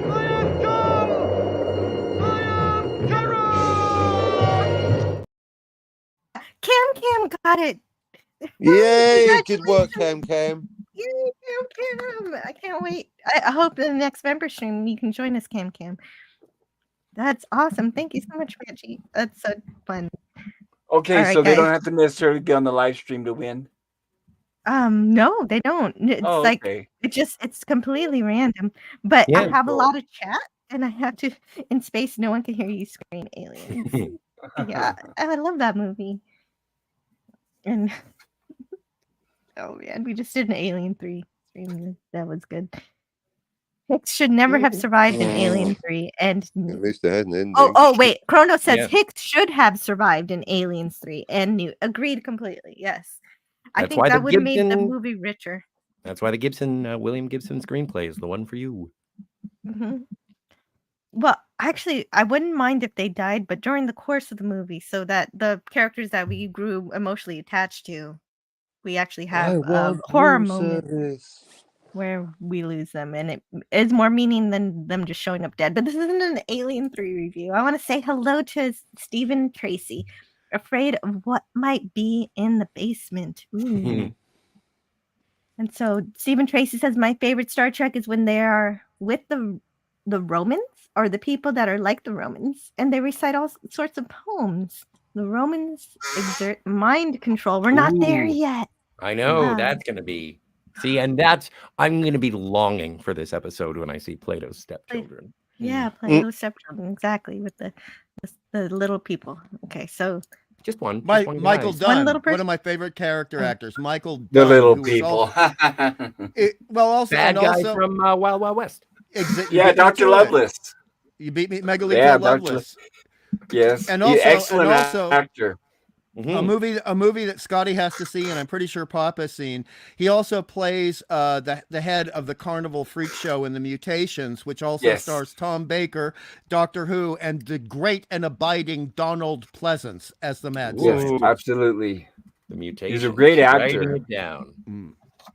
Oh, you love it, Scotty. It's so messed up, and it's just sleazy enough for you to really enjoy that. And I say it with love. Oh. No, I do enjoy sleaze. Oh, Stephen Tracy says another great episode is where or a guy gets into a fight with himself. Kirk's good self and his bad self gets split apart. The enemy within. I love that episode too. Man, we went over a lot of these episodes. So we went over that one. We haven't gotten to Plato's stepchildren yet, so stay tuned for that. And also, I thought it was kind of a detriment to this wanna be episode that they do like refer to the beast, the enemy within. Yes. And it made me think of a better episode. And like, of I still course- like this episode, but the enemy within is better. The alien from within is the enemy. But see, when they refer to the beast, Scotty, this is something I'm a little iffy about. I don't know if I like it or I don't like it, and this is I'm gonna leave this up to the rest of you. That's when we start hitting some of the biblical references or underpinning elements of the representation of the Gargan. And did you like, for the rest of you, all of you, did you like that, or did that bug you, or did you think it improved the episode? Having that kind of Old Testament religious undertone thrown into it. I thought it was fine. Part didn't bother me. What bothered me is that they didn't try to beam back up those two red shirts, even if they're dead, even if Kirk. Right? They Yeah, wore the wrong they're shirt just going red down, shirts, of Jill. They course. don't matter. Even if Kirk was right and they were killed instantly or their deaths were quick, But they don't even antimatter. What about their families? Their families are going to want them back. Oh, screw their family. The worst thing, I know this is jumping ahead Send to them a the end of the Christmas episode, but the worst thing is while we're talking about red shirts, what about the ones left on the planet? I kept waiting for them to go back to the planet to pick them up, and they never do. No, my favorite shot of this entire episode is at the end when everybody is broken from the spell, and then Uhura comes up with a clipboard for Kirk to sign, and it's like, is that a casualty report? What is that? What did you write down in the last 4 seconds since you realized that you weren't a dying old hag? What did you need to be signed? That's coming up too, the dying old hag part. But she's it could have been anything. She's just relieved not to look like what she saw on the screen. And it was not only dying old hag; it was diseased dying old hag. Slow down, which is worse. Yeah, horrible. Great makeup, but see, that's the Roger Corman element. There is some great practical makeup here. The makeup on Uhura was magnificent. The makeup on Mr. Belli, but when we see the final true form of the Gargan, that was actually great makeup for the time. Very scary, just I think they saved most of the budget for that makeup on Belli's face at the end, because they sure as hell didn't spend it on the rocks or the cave at the beginning. True. Oh, snap. Agreed. Yeah, a lot of the money was spent on the effects to cover up. Oh, up all night painting those rocks. I mean, how expensive was fiberglass back in the late 60s? Well, clearly wasn't cheap. Oh dear. Oh, Mr. Takei. There you are. His fear is swords. It doesn't make sense. That was stupid. I will admit that was stupid. That was rock. He loves stupid. swords. Oh, it's so stupid. And guns. He loves swords and guns. He likes to fence. Yeah, fencing, not all swords. That was the point. And clearly he's got a prejudice against the Middle East because half of these are Middle Eastern swords. So it just bothers the living crap out of me. This is the one thing that drives me crazy about this episode. Okay. Everyone else has a great fear. Everyone else has a great psychological underpinning of baggage to prey upon. And except for this Chekhov. is what except okay, fair enough. I forgot about that. But this is so silly, and it's almost non sequitur. I mean, how do these swords how do these swords apply to anything? He's scared of like steering the Enterprise into the swords. This is his greatest fear. What about his life before he signed on to the Enterprise? Didn't happen. What? Now, How are the does this swords work? the same? Are the swords the same kind in the original effects? Because I'm guessing this is probably a remaster, right? No, it is remastered. It does say in the when I was watching the remaster, these are changed. Hey, that kind of looks like a batleth on the top left. Yes, they're the same shapes though, and they're the same ethnicity. They're just like more realistically rendered. There's almost no difference, but it's just such a ridiculous notion. I feel like the deadline was pressing at this point when the screenplay was being written, and they had an important lunch date in 15 minutes, and so this got quickly written down in 5 minutes. Well, so Sorry. speaking of timing, the incantations used by the children were cut from the aired version. Sulu is forced to see daggers on the view screen. This is what Tommy was supposed to recite. See, what shall he see? His ship ripped apart by the daggers he will see. But since that line is cut, all we see is Sulu freaking out like a bad hallucination, like a drug trip or something. Is this a dagger I see goofy. before me? It's super goofy. Thank you, Jill. Now it makes sense, and I can relax. Thank you. That makes sense. That helps. I told you I'm the crazy guy in the room today. Yes, that actually helps, and now I can release that little bit of bile from the overall euphoria I get from this episode. Yes, go ahead, Chad. Take me out. The yin and the yang. Oh, no, I will. Even if it were included, why would Sulu think the swords could penetrate the hole? I think it would have been because of the why would Uhura instantly think that she was old? Exactly. Because that's a woman's greatest fear. You know that, Scotty. Yeah. Oh no, I know, but that's what I mean. Is that it's just sort of it's evoking, that's what the Gorgon does. That's one of its powers. Just some kind of. It just seems like random fears that are just inserted onto characters without actually understanding the characters or actually being responsible for portraying the characters in an accurate way. Yes. Well, that really Scotty is sense. afraid of the delicate systems being affected by the changing of the course, and there are. I guess it's kind of rude to attribute Uhura as being so vain, but I think it's more. It is. I thought it was a comment on all women. I think she's a beautiful I'm kind of woman. What's her greatest fear? Aging. Well, and so that is just in itself. But the disease part also plays into it. I can see there's aging gracefully, and then there's being old and diseased. Not in Hollywood, honey. Yeah, Leprosy. I'm defending the episode. I apologize. No, don't apologize. Quit apologizing. You love it, and you can express it. All right. Well, one thing I do love, Jill, also because I have to give you compliments when they're due. I love the way that the timbre and texture of your voice changes when we get to major, glaring, Grand Canyon wide plot holes. And it's just like the Jill comes out when it comes to when the logic is thrown out the window. Jill's clenching her fists and going, "I shall teach you a lesson. I shall deal with you." Stupid place to hang a mirror. You're gonna play that. I knew you were gonna play that.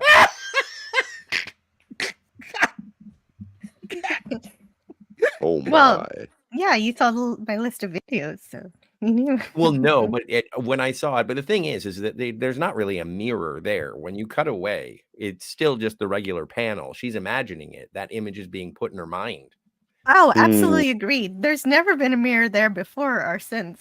Right. But it is a stupid place to put one. Unless you're Paris Hilton on the Enterprise, but yes. I'm gonna say, if I was as good looking as Uhura, I'd have a mirror there. Okay, so the difference between Hungry and I seems to be that he likes the fears that are chosen for these characters, and I Except for Sulu. don't. Except for Sulu. Except for Sulu's. Yes.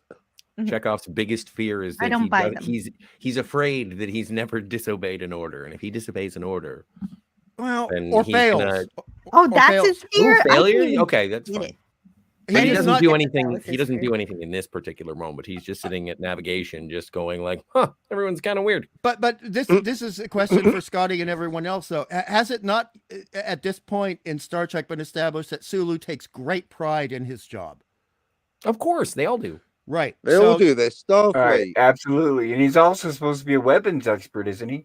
Yes.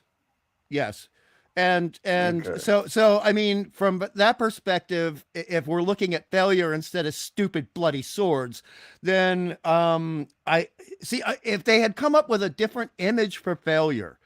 If they had come up with something similar to what Uhura went, like maybe he imagines himself facing off with a Klingon warbird, and he messes up on the weapons console, and it's a moment too late, and then the people in the Enterprise die.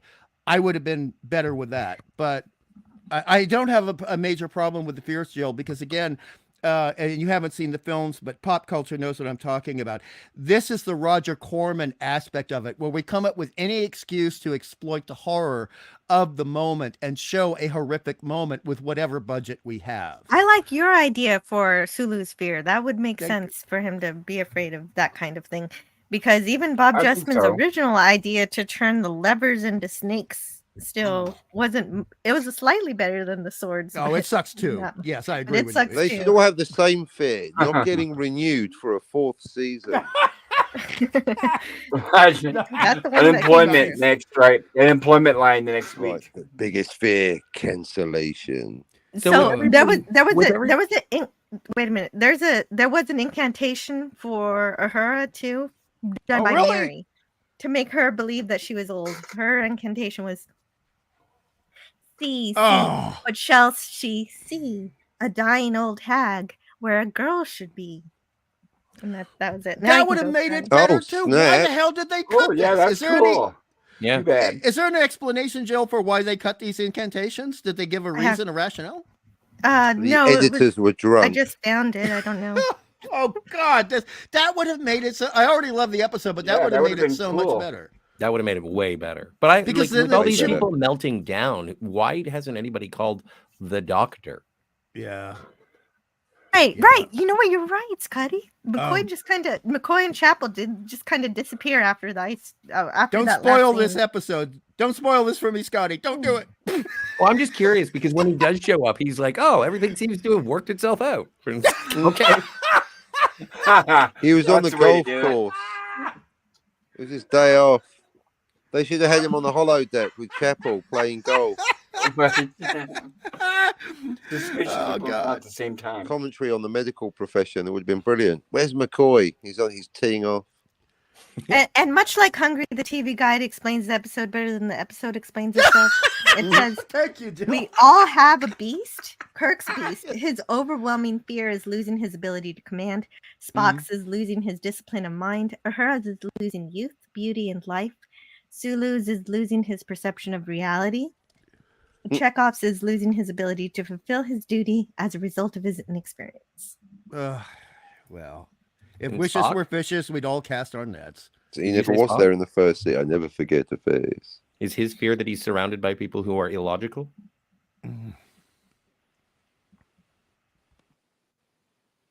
Like he does just basically dismiss and say, "I don't have to report to anything because nothing is going wrong, and I'm surrounded by illogic." Like, is that his He said- fear? That should be, but it says losing his discipline of mind is what the TV guide That is says. not. Yeah, well, the TV guide saw a different episode. Thank you. That was not in the Define episode I watched. discipline. last Not in the of episode. That's why I mind. said it was what the TV guide said. Okay, I You're love right. the TV guide, but sorry, frowny face and kindergarten sticker for that one. Oh. Ah, I'm sure the crossword puzzle was entertaining. it always is. I cannot obey your order. Okay, so then let's look at what he says then. Yeah. Obey your order. Oh,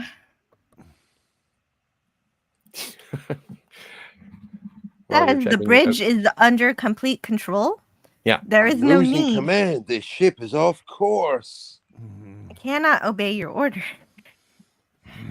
Captain, we must get off this bridge. Well, that's when he regains his senses, so that's later. Mhm. So I don't know, Scotty. You figure it out. Well, but that's the thing is that like while I do defend the episode and I do enjoy the Gorgon, like there are holes. Absolutely, I understand when people don't like it. But again, I'm taken by beta canon. I'm just sort of enjoying the ride. So This red shirt has a magnificent face for this stoic, under mind control, absolute soccer hooligan butthead face. I mean, this guy looks. Did you just call Mr. Leslie this red shirt? That's Eddie Paskey, sir. Okay, You show some respect, son. Sorry, Scott. No, you're good. But I look didn't know you guys weren't introduced. Look at this face. Look at the expression. He looks like he could literally just snap a punch into Kirk's mug right at this moment. He's like boy. itching. Oh, this is a great moment in the ep. Yeah, and there's if anybody was like born to play a live action Bert from Bert and Ernie, there he is right there. He's got the eyebrow savage. for it. Oh, that's savage. Just spike the hair and oh man. okay. So this is one of the other. You're talking about plot inconsistencies from the Yeah. beginning of the episode, where a writer is writing one thing at the beginning but doesn't carry it forth to the other. Yes. To the episode. Mm. What George makes R. the least Martin. sense is that Spock, who has command of his emotions, is somehow affected by all of this too, even though on the planet he's not affected by the anxiety at all. He's like, what are you talking about, Captain? He doesn't feel it at all. Of all, it would have made sense for him to be, I know he's part human, but he doesn't feel it on the planet. Why is he feeling it now? Maybe that's his greatest fear is losing his humanity. Maybe. So if he just became strictly stoic Vulcan, something that we see later after he does the Culinar, I'm referring to the Culinar. Or Scotty, maybe his greatest fear was becoming, to use the Czechoslovak word, a robotnik. Ooh, could be. Oh, a robot. And that fear is fully realized in a much better production called Star Trek: A Motion Picture. Yeah. Jill, you're slaying me today. And so so the audio, if the audio is reversed for Mr. Leslie, what he should have heard was remove Lieutenant Uhura and Mr. Spock from the bridge, confine them to quarters. Did you hear me? Take Mr. Sulu to his quarters. He's relieved of duty. Remove Lieutenant Uhura and Mr. Spock from the bridge. Confine them to quarters. Take Mr. Sulu to his quarters. I said, gargle Mr. Spock from the bridge, confine him to quarters. Mr. Leslie, take. Okay, so he's relieved of duty. He's repeating himself apparently. He's repeating himself. Did you? No, I know you didn't, but I have to ask. Did you actually record it and then play it backwards? No. Okay. No. I found it. Frontwards in the Cushman book. It's there. Sweet. And then we get Captain Kirk losing it pretty soon, so he's gonna lose it. So these all the bats have control over everybody, and Kirk is losing it from losing his power. I don't know. It what would have the been hell. so cool if the subtitles had actually been backwards. Yeah. Oh, yeah, that would have been awesome. Look at that smug face. That's great. I love that. That is textbook shit-eating grin. Yes, precisely. Like, I'm just saying, pick one: sleeves or no sleeves. You can't do both. Hello, Wes Cagle over in Rumble. He's the only one in Rumble. That's cute. I was just checking on that. So let's see what's happening in the chat. We got Game of Thrones, says Cronus. Oh, question. Oh, Starbase 80 says no, Starbase 4. Hey, hello, the Comic Relief Crusader. Great to see you. It's always wonderful to catch up with you. How's it going? He says, oh, there's some things that are true. Of course. Holodecks and TOS? Oh no, but we do get it in the animated series. The recreation deck?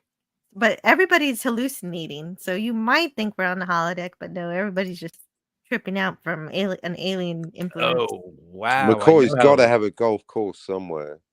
Yeah, there's a certain level of dropping the bar if you're going to call this a holodeck episode. I didn't say that, but I'm just trying to follow along the thinking of Cronus, which is always a perilous journey. This is better than any of the Irish Town episodes on Voyager. Mm-mm. Poor red shirt. Yeah, exactly. Poor red shirts. Several red shirts died for no reason. That's Eddie Paskey. I would look like that if I was wearing a red shirt. Yeah, I know, but he doesn't get to talk. I was like, yes, there's a close-up. We're going to get a line. Nope. It is like his only line in This Side of Paradise. Is that it? Well, he has a lot of lines in one episode that was recent. Oh, heavens. Was it? Mm-hmm. We can check it out later. I'll check it out on Sub Commander Tall's. He would know right off the his head. hop. Yeah. Hope he's doing well. Me too. Oh, speaking of doing well, I meant to say this at the top of the show. So we love our friends on Overlord DVD, Doomcock's channel, and one of the wrenches is in the hospital right now. I don't know if I'm at the privilege to discuss his medical details, but he's undergoing some tough stuff, and I hope that he's okay and that he's come out of the procedure and that he's doing all right. I can't wait to hear from him, and I'm not good at this kind of thing. We wish him well. But we wish him well, yes. And I just hope he's doing okay. Hands clasped. So that's SP4H. SP4H is the guy. Sporf? Yeah, Sporf. Sorry. So Sporf, if you want to, yeah. SP4H. We love you. Makes no sense, says Kronos. Best wishes. Thank you, Kronos. Yep. Best wishes to SP4H. Yes. So we're thinking of you. If you ever watch this on the replay, it's way deep into the review. But Captain Kirk is now believing that he's lost control of the ship. This is where I imagine command. When we were speaking of overacting, is this the part of overacting that you thought was the most overacted, Jill? Yes. Scene? Right. Of course. Of course. Yeah. Did it bug you? Well, I just was like, okay, so nobody on the ship has any connection to the characters that I've grown to know and love over the past couple of years. Yeah, I know. I have to interrupt. Sure, for a please minute do. if I can. I need to run. I need to run because I had put my dogs in to get groomed, and she just called that, and I'm going to pick them up. Oh, okay. I'll be back in probably about 20 to 30 minutes. If you're still 20 minutes. Okay, we should still be here. So we might have already given our reviews by the time you get back. So when you get back, do you want to give it now sooner. or do you want It's to not give it too later? far. No, I have somebody waiting for me. We're going to head over and pick up the dogs. They're going to be done in about 10 or 15 minutes. Okay. I will return. Cool. Look forward to Bye-bye, everybody. See you soon. Bye. Thank you. Ciao. So you were saying, Jill? What was I saying? Something. We were discussing the overacting, and you were talking about how these writers had no understanding of the characters at all that already had 3 years under their belt. 2 years. Well, actually, 1 year. The problem is that Fred Freiberger and Arthur Singer are coming into Star Trek not knowing the series at all, and this is on display for this episode, I believe. On display, and it is masked by the horror element of everybody just being mind controlled. And actually, that it is in the Mark Cushman book, a discussion of how this occurs, and it all is because of a letter from Gene Roddenberry. So let's see if I can find that. It's okay. Gene and his letters. Yeah, Gene and his letters. Well, because he still loves his baby, he wants to work on it, but he can't because of he Reasons. said he gave an ultimatum, and he had to stick by what he said. Otherwise, the networks would. He didn't think that he would retain respect with them if he didn't do what he said he was going to do, which is to leave the show. But he's still helping, but he didn't end up helping this time. So, but it wasn't his fault. He said the right thing. Evidently He said so. exactly what I was thinking. He was saying, okay, so Sulu, obviously his fear was not good. His space and landing party experience should be able to handle the concept of an optical illusion better than he's handling it. If it is his mind that has been affected, then we have to assume the children will be able to affect Kirk's mind also. The problem with this is if we do establish the children can affect the crew's mentality that much, they hardly need to go about it in a roundabout serpents and mirrors way, which is in which it is happening. Suggest we need a firm and logical line on what the children can and cannot do. Then logical reactions from our crew to what the children do. I don't understand Kirk suddenly saying he's losing command of his ship. Uhura, yeah, me neither. Uhura and Sulu have at least been played to have to see something in order to distract them. Kirk has seen nor heard nothing to give him this idea that he's suddenly lost command. We need consistency. Fred, I probably destroyed your day. But instead of providing that consistency, instead of being inspired to give this some kind of direction, Fred was like, hey, what if the kids can control the minds of all the adults? And this is why this happens. And not just to extend beyond just the fears. Oh, dear God. And that's what messes things up, because the powers of the Gorgon go from what effect are the children having on the adults' minds in terms of igniting fears to complete mind and body control, which creates so much pandemonium that things are even less consistent than they were before Gene wrote his letter in regard to what is the actions that the crew would actually take versus how and when they are being controlled. And I think it's pretty ridiculously stupidly written, as if somebody who has an idea of what sci-fi could be but doesn't know what it is grabs a hold of the demon possession idea and runs off with it. And that's this episode for me. So was that last sentence yours, or was that from what you were reading, Jill? No. All that I wrote. Oh, fantastic. Okay, good. So I'm free to applaud, because even though we're not an echo chamber here, even though I still love we're not the an episode, echo chamber. I agree. But the thing is, I am agreeing with 100% everything Jill's saying, and I'm putting it into a feedback loop so it gets louder and louder and blows out the microphone and the speaker. But I still love the episode, but I love that you said that. I love the way that you said it. And I mean, the only thing that is consistent in this episode is its inconsistency. That's all. Mm-hmm. Agreed. I agree with you. But That's you on love it brand for Star despite Trek. these. Yes, I do. Star Trek is consistently inconsistent. I never forget a face. What are you talking about, Khan? I wasn't there. He was in the bathroom. He was in the lower sure deck. he was. Then why has he got paranoia about inexperience in this very episode? Oh, shit. I hate that fist pump thing. Oh God. It's still real Star Trek, so I love it. But they had to be honest about the fist pump thing. When you think about it, because I made a short film or two, and sometimes you have to do told things me in you were visual washing shorthand. your hair. But the thing is, you absolutely have to do, if something is invisible, like psionic powers or telepathy, you have to do something visual. The characters have to do something visual and physical to indicate it. Otherwise, once you do it on screen, it falls flat. The only time it doesn't fall flat, and this is an Australian horror film called Patrick, is if the character is psychic and is in a coma and can't move. Then it's creepy. But if the characters are in physical excellent health, like these children, the kid cadre, it doesn't work without that little some form of physical indication.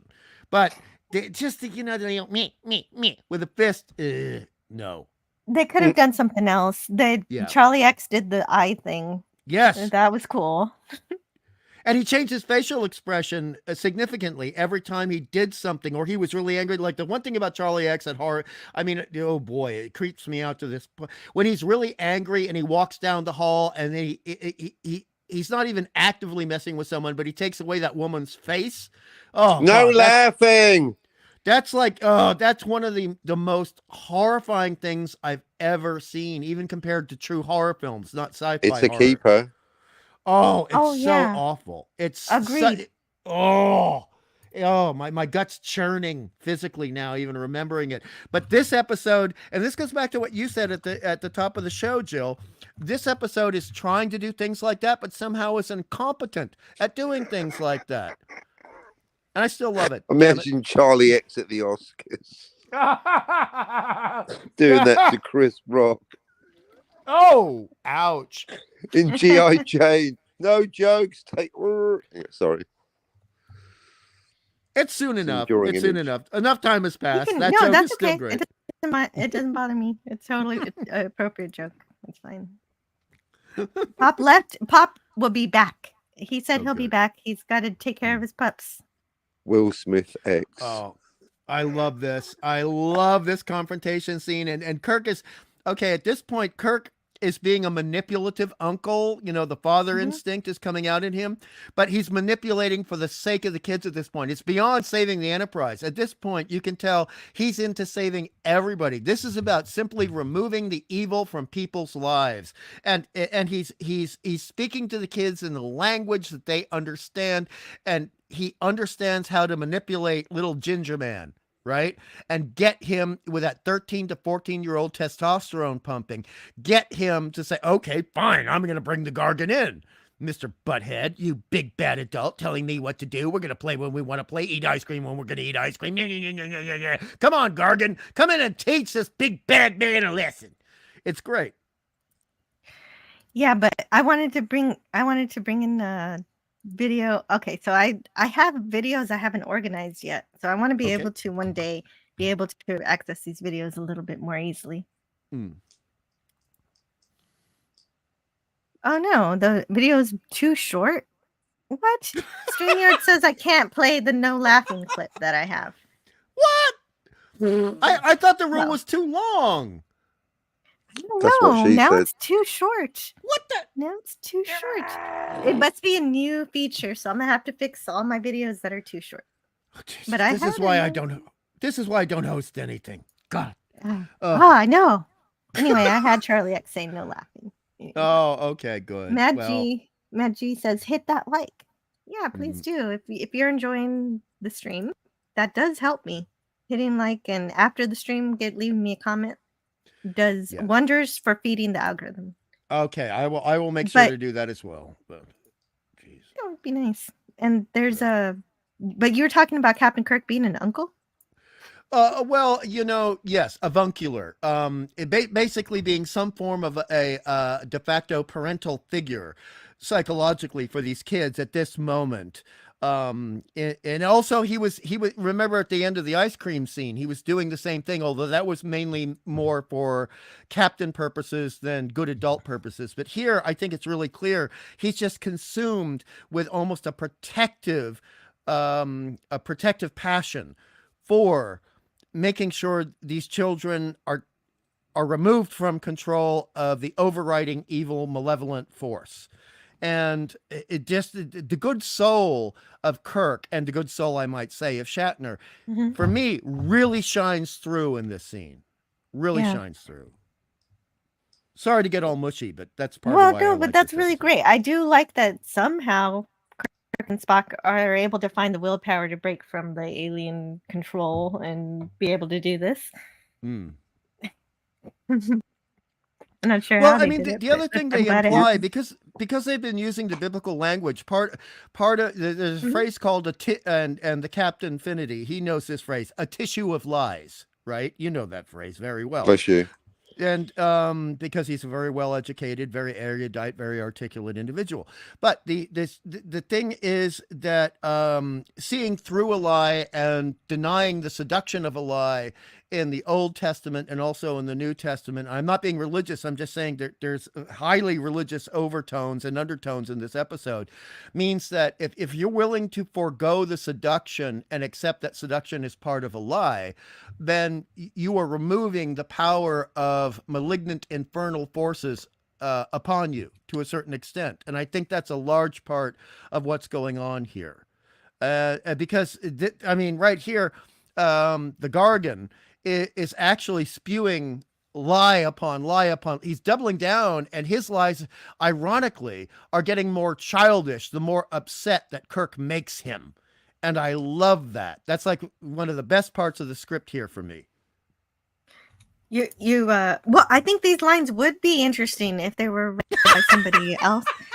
And so he says, "My followers are strong and faithful and obedient. That's why we take what is ours wherever we go. Then I must win. You will be Which is a lie. destroyed. I ask you to join me, but you are gentle, and that is a grave weakness. And your strength is canceled by your gentleness. You are full of goodness. Such as you cannot be changed. You are like the parents. You must be eliminated." And are He actually these... does use the word exterminate during this interchange. He uses, does he? He uses, yes, he actually, oh shit, where's my notes? Here, I got it. Okay. He uses he uses the precise term either exterminate or extermination. And that is like really hardcore. That's bringing a Gatling gun to a knife fight in terms of this debate. Oh, okay. He says that after the kids see, he says exterminate after the children see their parents die for the first time. Like they never experienced this before. Even though they were there for it, they were already mind controlled at that point. And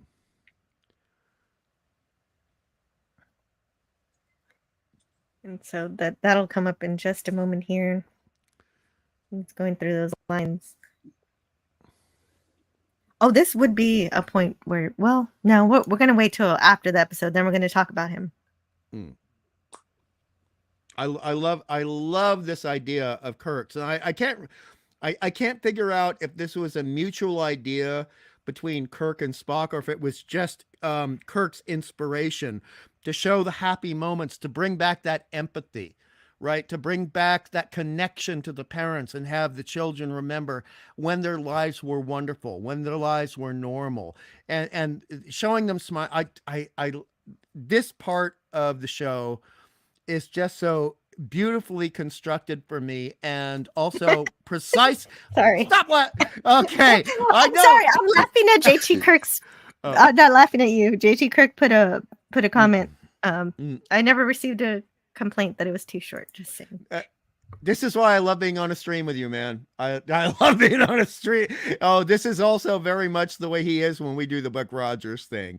And that is a blessing in all ways. JT Kirk talking about Buck Rogers, Aaron Gray, and Ardala. You are never going to have better streaming than that. But, the thing is that it's also very precisely edited. And remember that people had to edit physically at this time. They didn't have the digital shortcuts, which are so much easier. Things had to be physically cut and pasted together. And the timing of this, the exact amount of seconds where we're seeing these images cut to the children, the exact right amount of time showing their faces, and we're gonna get to the tears in their face very soon, and then the cutaways to Kirk and the cutaways to the Gargan. It is exceedingly precise and beautiful.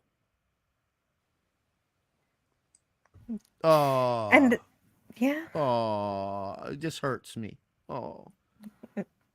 The children crying. They're finally grieving their parents. McCoy loves it. They're crying, Jim.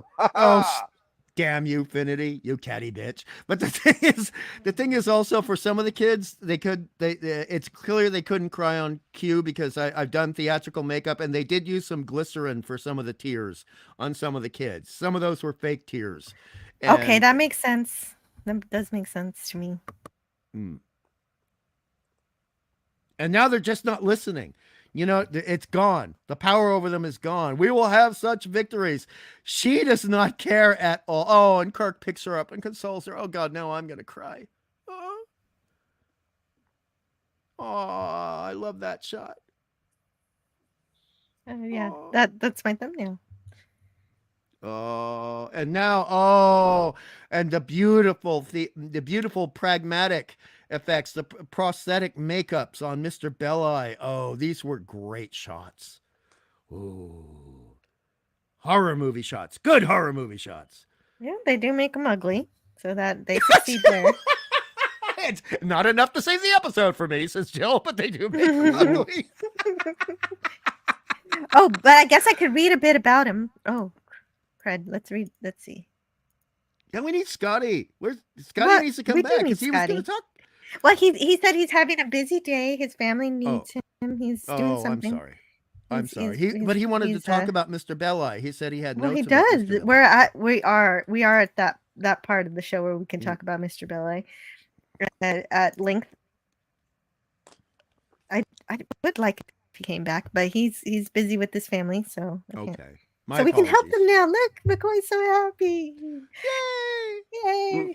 Yay! Let's go to Starbase 4. Don't worry about those guys we left on the planet. They'll eat each other or something. Just a couple of red shirts. Jill, I can't believe you made the crash land in the Andes joke. Oh my God. Jill. Yeah, what are we going to do for food? We need some protein. Hey, let's draw straws, but there's only 2 of them. Thomas Potts says, good thing Troy isn't on this Enterprise, or those kids would be messed up forever. Thank you, Thomas Potts. Yes, I don't think that she would help either. Does she ever? Boy, says JC. Does she ever? I do too. I'm so happy you're here, Hungry. Thank you. I'm so happy to be here. And you, Jill, you know, one of the first things we exchanged with each other was I was telling you were so funny. And you said, I don't think I'm funny. I mean, I've had tears in my eyes from your comments, physical tears for the past hour. And I really appreciate Captain Finity being here too. He watched the episode and everything is awesome. Hello.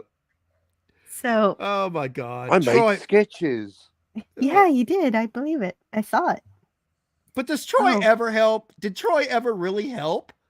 I like her when she isn't like herself at all. She's completely out of character, and she's playing a Romulan spy, and she's super cool in that episode. Oh, fair enough. Okay, fair enough. Definitely helped there. Oh, Jill, I'm so sorry I had to step away. It's chaos over at this end. Sorry, is everything all right? Everything is okay. Just some activities that needed to be done double plus quick. Mm-hmm. Right. And were you able to take care of it? I did. So if I sound out of breath. We were asking you to come back, Scotty, because it was time for you to take your notes. Your notes right. Bella. But before you do, I'm going to read from 365 book. Sweet. And then you can give us your notes on Belli. Mm-hmm. Oh, and it starts off with one of Gorgon's quotes. You are my future generals. Together we can raise armies of followers. Go to your posts. The first great victories are upon us all. You will see. We shall exterminate all those who oppose us. Our purity of purpose cannot be contaminated by those who disagree, who will not cooperate, who do not understand. They must be annihilated. Discovery fans? The transport fellow who calls himself Gorgon orated his powerful closing statement with the competence of a great defense attorney, as he should have been expected to, given that the actor playing him was just that. Attorney Melvin Belli is perhaps best known for representing Jack Ruby, the Texas bar owner who killed Lee Harvey Oswald shortly after Oswald was arrested for the assassination of President John F. Kennedy. Everybody knows that Lee Harvey Oswald was a patsy. Arrested for. She didn't I'm sorry. Yeah. Did it. Sorry. Allegedly. Oh, right. Arrested. Yeah. Okay. Among Belli's other high-profile clients, the Rolling Stones, following the death of a fan at their Altamont free concert, Belli also took a special interest in defending the underdog in personal injury cases against powerful adversaries, such as Coca-Cola and Dow Corning. While being interviewed for a profile in Playboy magazine, Belli noted that he might have become an actor had he not studied law. His high profile gave him the opportunity to take on his second calling, and his two career choices sometimes overlapped. He appeared They're as so himself. similar. One's lying for a living, the Can other you one's imagine? acting. Can you imagine if the Gorgon was played by F. Lee Bailey? Oh, I He- love that. I love that, Scotty. But you know, the only other person I would have loved, and this is not a joke, Scotty. It's not a joke. I would have loved, he never would have done it, to play the Gargan would be William F. Buckley. Oh, really? I was thinking Orson Welles. Oh, that would have been too good though for this I was episode. thinking Too good. Brando. I'm William- thinking of a more heavy set, like Mr. Belli. Brando. Belli. Yeah.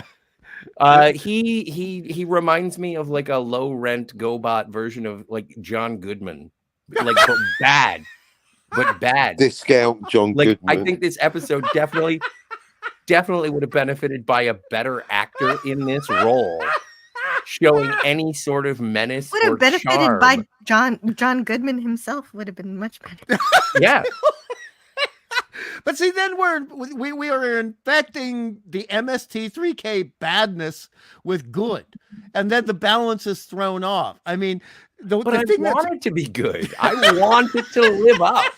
It's kind of like how Cybok was supposed to be Sean Connery, and I love Lawrence Luckenbull, but like I'm just saying, it would have been interesting to see Sean Conn in a Star Trek movie. I want to see someone good tackle this role, so I understand it. I think the connection between I understand as I've said before, the thrall, but I don't understand why they're following this guy. He's not even he's oh my god, clean shaven Santa Claus in green. He's just awful. I mean, to be honest, but okay, I get that, but it's the visual artist. I mean, Finity was right. He actually does look amazingly like Brando in Island of Dr. Moreau. Very similar with the silvery. Certainly not Last Tango in Paris, I'll tell you that much. No. Pass the butter. Yeah. Oh, hey, guys. Hey, hold on. What? Keiko Pen. Look, Jill, take over. Okay, so Jill. just before just before you Keiko go Pen. into your other notes, Scotty, about this guy, I just wanted to finish what the 365 says. He appeared as himself in the motion picture Wild in the Streets, and again in the cop series Hunter, and played various fictitious characters in other films and TV shows. Gorgon may be his best remembered television role. However, it's certainly the only one in which he wore what could be best described as a fancy shower curtain. So there it is. So the idea. Okay, so this is what is this from? This I is am from going to a different compare source. his smock to Diane Muldaur's smock in Is There No Truth in Beauty? And I think that our future Pulaski has the better deal. Yeah. Fair Well, comparison. this was Fred's idea, so you can blame Fred Freiberger for this casting. Because he decided he was to friends, right? Well, yeah, and his son Caesar Belli was cast as Steve, so that's how Melvin got the role. Nepo babies. Mhm. Oh. Causes Belli? And Gene Roddenberry was so shocked at how bad he was that he ordered the. Yeah. I did not know this.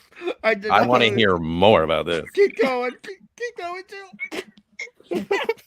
Gene Roddenberry was so dismissive of this useless waste of a paycheck.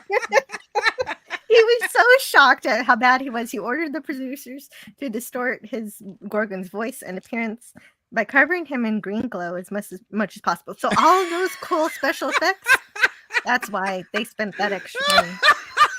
God bless you, Gene, wherever you are. Yeah, God bless Gene Roddenberry. Hey, Scotty, can you continue? And I will be right back. Well, no, Your jubilism is beneficial, man. I love it. It's been so long that we've talked. This is great.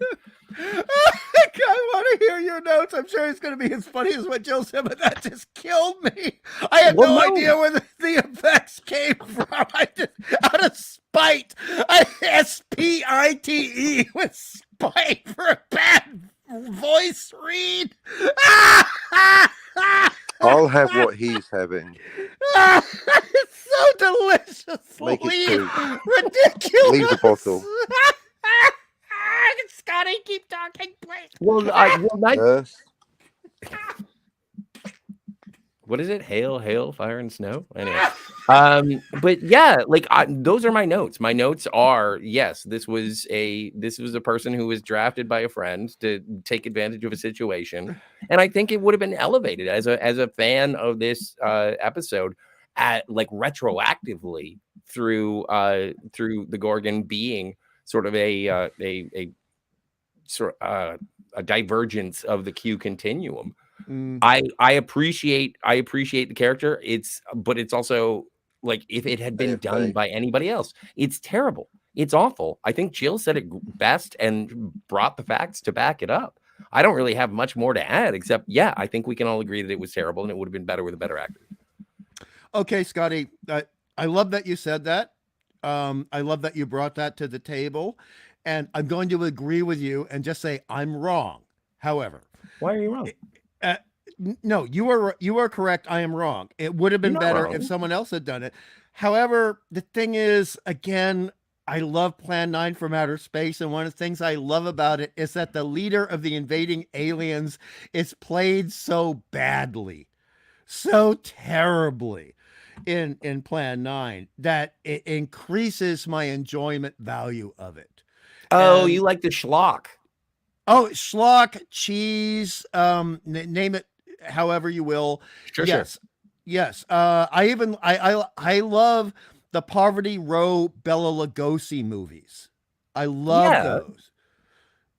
You know, but, and yes, maybe I'm being like, I've had rose-colored glasses going into this season because I haven't seen a lot of this season 3 original series, and part of the reason why this episode gets such derision is because of that actor.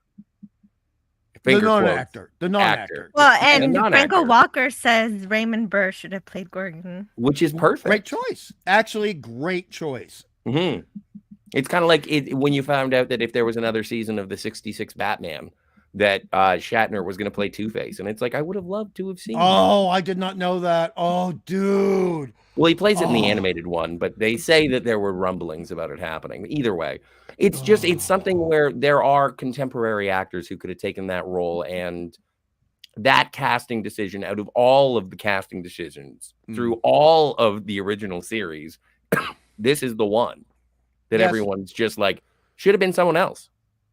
And everyone, including you, is right. And Jill, and even the director says it too. Melvin Belli was kooky casting. I think somebody needed to like get a plea deal. I think they hired him to make it so that he would be a better lawyer or something. Go on, probably. I think he had mentioned to someone that he would like to appear as a guest star on some television show, and somebody put it all together. And the next thing I knew, Melvin Belli was the Lord of the Universe or whatever he was in this big gown and standing on my set. It was an amazing monochromatic dream coat. Musical reference. Being a musical horror, I love that. Great timing. We're ready for our reviews, and I want to start with Scotty R37. Please give us your review of this episode and what you think. And once again, crashing into this episode in season 3 in the production order, it is better than I remember. But this is also influenced by my recollection of the Q Continuum novels by Greg Cox, and the fact that the Gorgon is a member of the Q Continuum. It is all headcanon. Anything that I think about this show is just me using my Star Trek brain to try and piece it together so that it is somewhat better than I remember. I would like to bring up the glycerin tears And the unnecessary, streaming snot that comes from one of the young children. I think Mary is the best because she is clearly the only one who's crying. Everyone else is using glycerin tears. She's the best actress out of all of them. Yeah. And I don't feel the hate that I thought I was going to. I do appreciate it, but again, this is fed by fan fiction, Jill. So yeah, I'm gonna give it a B because again, that's I put it. The god creature on Star Trek V is the same species as the Gorgon, and that makes it all tie together. The brainwashing of the crew to get something done that is amorphous, but you know that it's a malevolence going out into the galaxy, controlling people. That's all I needed. I'm in. So it's a B. It's a B. Okay, it's a B. It's a B for B. Busy bee. Busy bee. Busy bee. I love that. Oh, that's gonna be a soundbite. Busy bee. By Jill. Okay, Hungry, what do you think? Oh God. Okay. Pitchforks and torches again. I was gonna rate this an A, but after what Scotty and you said, you can still rate it an A. That's what you. I'm gonna rate it an A+. Yeah. Oh my God, you went the other way. That's the way you do Yes. No, because see, my definition of it being an A was the MST3K so bad it's good, Roger Corman, Ed Wood thing, and you guys pointed out how much worse it was than I actually recognize it to be. Worse is better. I mean, Bring on the schlock. Yeah, bring on the schlock. I love schlock. I love cheese. I love Poverty Schlock Row. the Hammer. And because there is so little money spent on this episode, it becomes technically a Poverty Row episode of Star Trek as well. And I loved how horrible Belli was. And I also adored like what a good adult Kirk was being towards these woefully misled children, and the care, the hugging at the end of the episode, the consideration, and also here's something we didn't address all the way up until now. When the kids say, "But we want more ice cream," and Kirk says, "No, it'll spoil your dinner," which is what Gen X kids heard a lot. And also Boomer kids heard a lot. And so, yeah, I'm going A+, not A++, but I'm certainly going A+ now, and I'm done. And now everybody please go on and kill me. Well, no, but it is worth mentioning that like Bird of Prey 5 does say that if it's part of the original series, it's an A+. And there is that standard, and your mileage may vary, but like this is better than Picard season 3. Yes. I'd say all of Picard.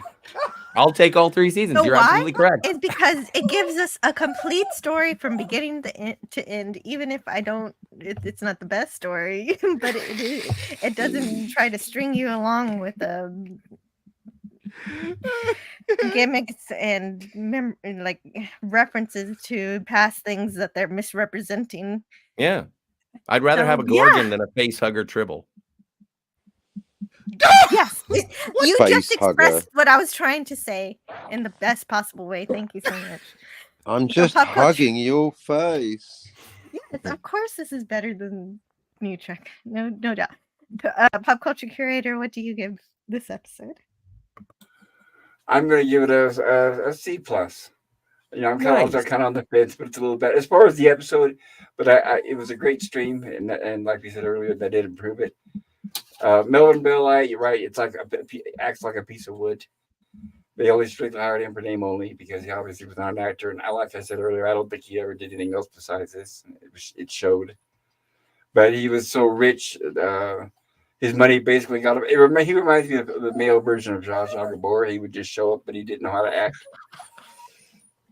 He was getting dressed like her, kind of mixture between her and Liberace. But that's what I would rate it. It's okay. Like I said, I'd still watch it over any modern Trek. And it was better upon a rewatch than when I was a kid. I don't know if that was partially because I was jealous because I was not the one on the Enterprise, or, but yeah, the kids didn't tend to be so irritating as I remember. But thank you, Jill, for having me here. I appreciate it. You're welcome. And that is such a, I appreciate that review so much. And that one is middle of the I enjoy it. Thank you so much for Could being be worse. here. Could be I thought better. I was, Yeah. well, I thought I wasn't going to get you here at all today. So I'm just so happy you're here. I know, neither did I, but I was able to shuffle my appointments around, so I'm happy for that. Sweet. So Captain Infinity, how do you review this episode? Very carefully. Of all the episodes of Star Trek I've ever seen, Jill, as I'm sure you know, I'm going to say it's the most recent. No, it's quite good. It was, it is indeed original OST Star Trek. I give it a C++. No time travel, so it's almost perfect, really. Here, have a programming language. Nice. There you are. So I'm going to be the only meanie pants here. What do you got? Yeah, the light it on fire, Jill. Kill it with fire. I have to be the only one here who gives it an F. Wow. The only one I think is the only episode I think is worse is another episode that Hungry likes, which is the alternative factor. Yes.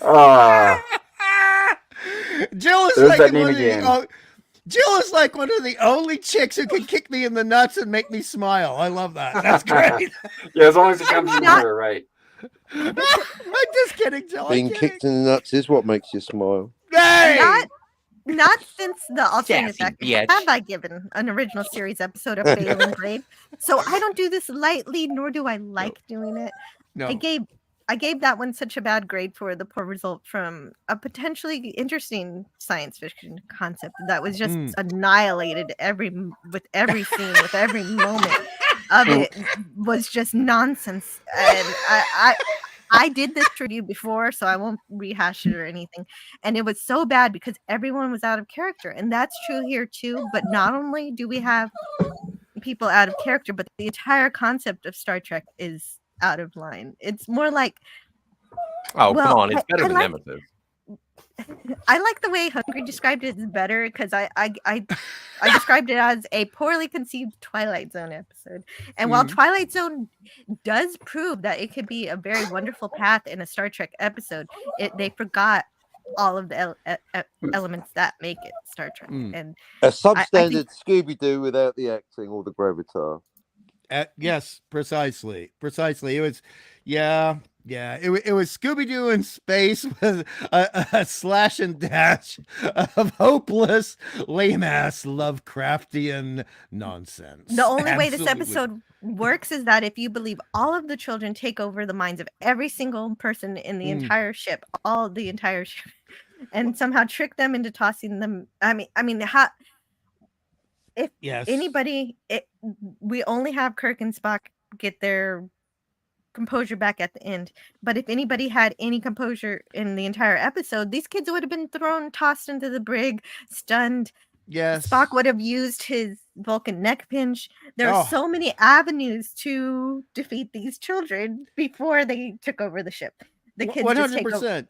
And I have non-glycerin tears in my eyes from what you're saying, Jill, but I have to ask, do you actually rate alternative factor lower than this episode? Yes. Yeah, me too. Wow. Okay. I do. I realize that the terrible ideas in this episode might have led to the good ideas in Mirror Mirror, but it was bad. Hungry, I wish I knew what you knew about the alternative factor. Now I kind of want to watch it again just to see what you see in it. Yeah, let's redo it with Hungry. Yeah, because alternative factor is like a dial tone snoring, man. Oh, it's so boring.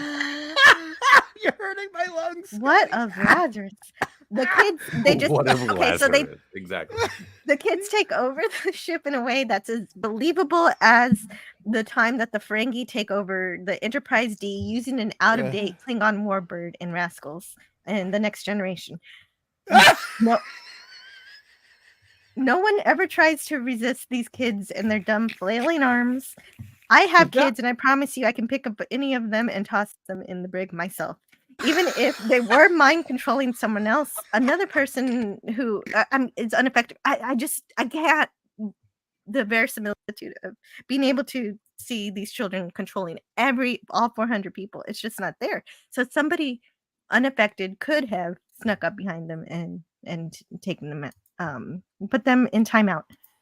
Right. Or That's else just like Cyborg taking over the Enterprise in Star Trek 5. Same thing. I got a couple of Exactly. hippies just take over that entire ship like that.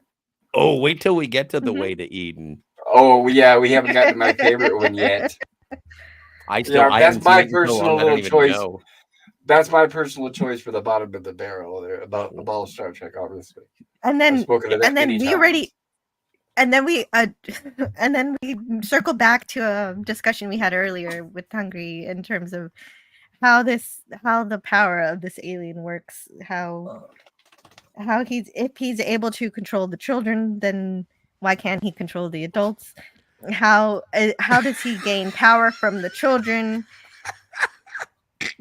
He doesn't he's have the fallen archangel of inconsistency, Jill. like it kind of breaks my brain trying to understand exactly how. That's why you got to read The Q Continuum by Greg Cox. No he's head just cannon. a Q. Yeah, that fixes everything. W. But I have no reason to believe he's a Q. Stay with Sweet Bob. Actually, in all seriousness, I'm the chief proponent of no headcanon, but when established canon contradicts itself, then anything is better, But including he's a Q. headcanon. So Why does Q? What in does this case, Q? probably Wait a minute, Scotty. What does Yeah. Q need with the toddler? Well, a follower. When you're less than a god, if you're not omnipotent, you need your power to be fulfilled by. If you read the Q Continuum, you know the little loading screen pinwheel that shows up in the Day of the Dove. That's something from the Q Continuum. Like it brings all energy beings together to fight another being called Zero that is coming from outside the galaxy. The Great Barrier is actually put there by the Q Continuum to protect itself from an even bigger god. So I'm just saying you should read these books. That sounds like fun, actually, but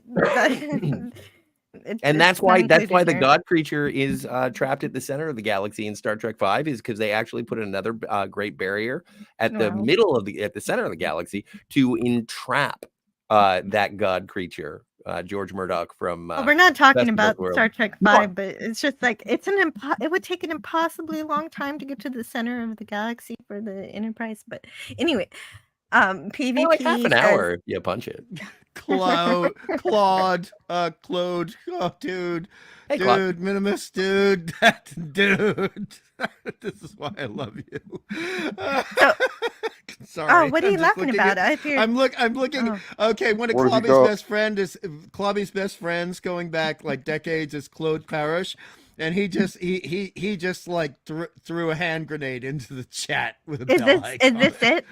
Yes. The reason Melvin Belli played the angel is because they were gonna need a lawyer after these kids broke Gene Roddenberry's show. Don't you think that's funny though? Isn't that great? Yeah, that's awesome. That is a great comment. Thank you. Show me on the lawyer where the Ron. children touched your show. Yes.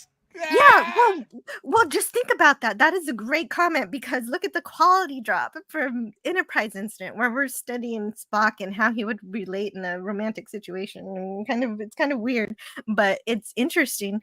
And I don't think we it's don't that get bad, any- but I gave a B, you gave an F, so of course I don't think.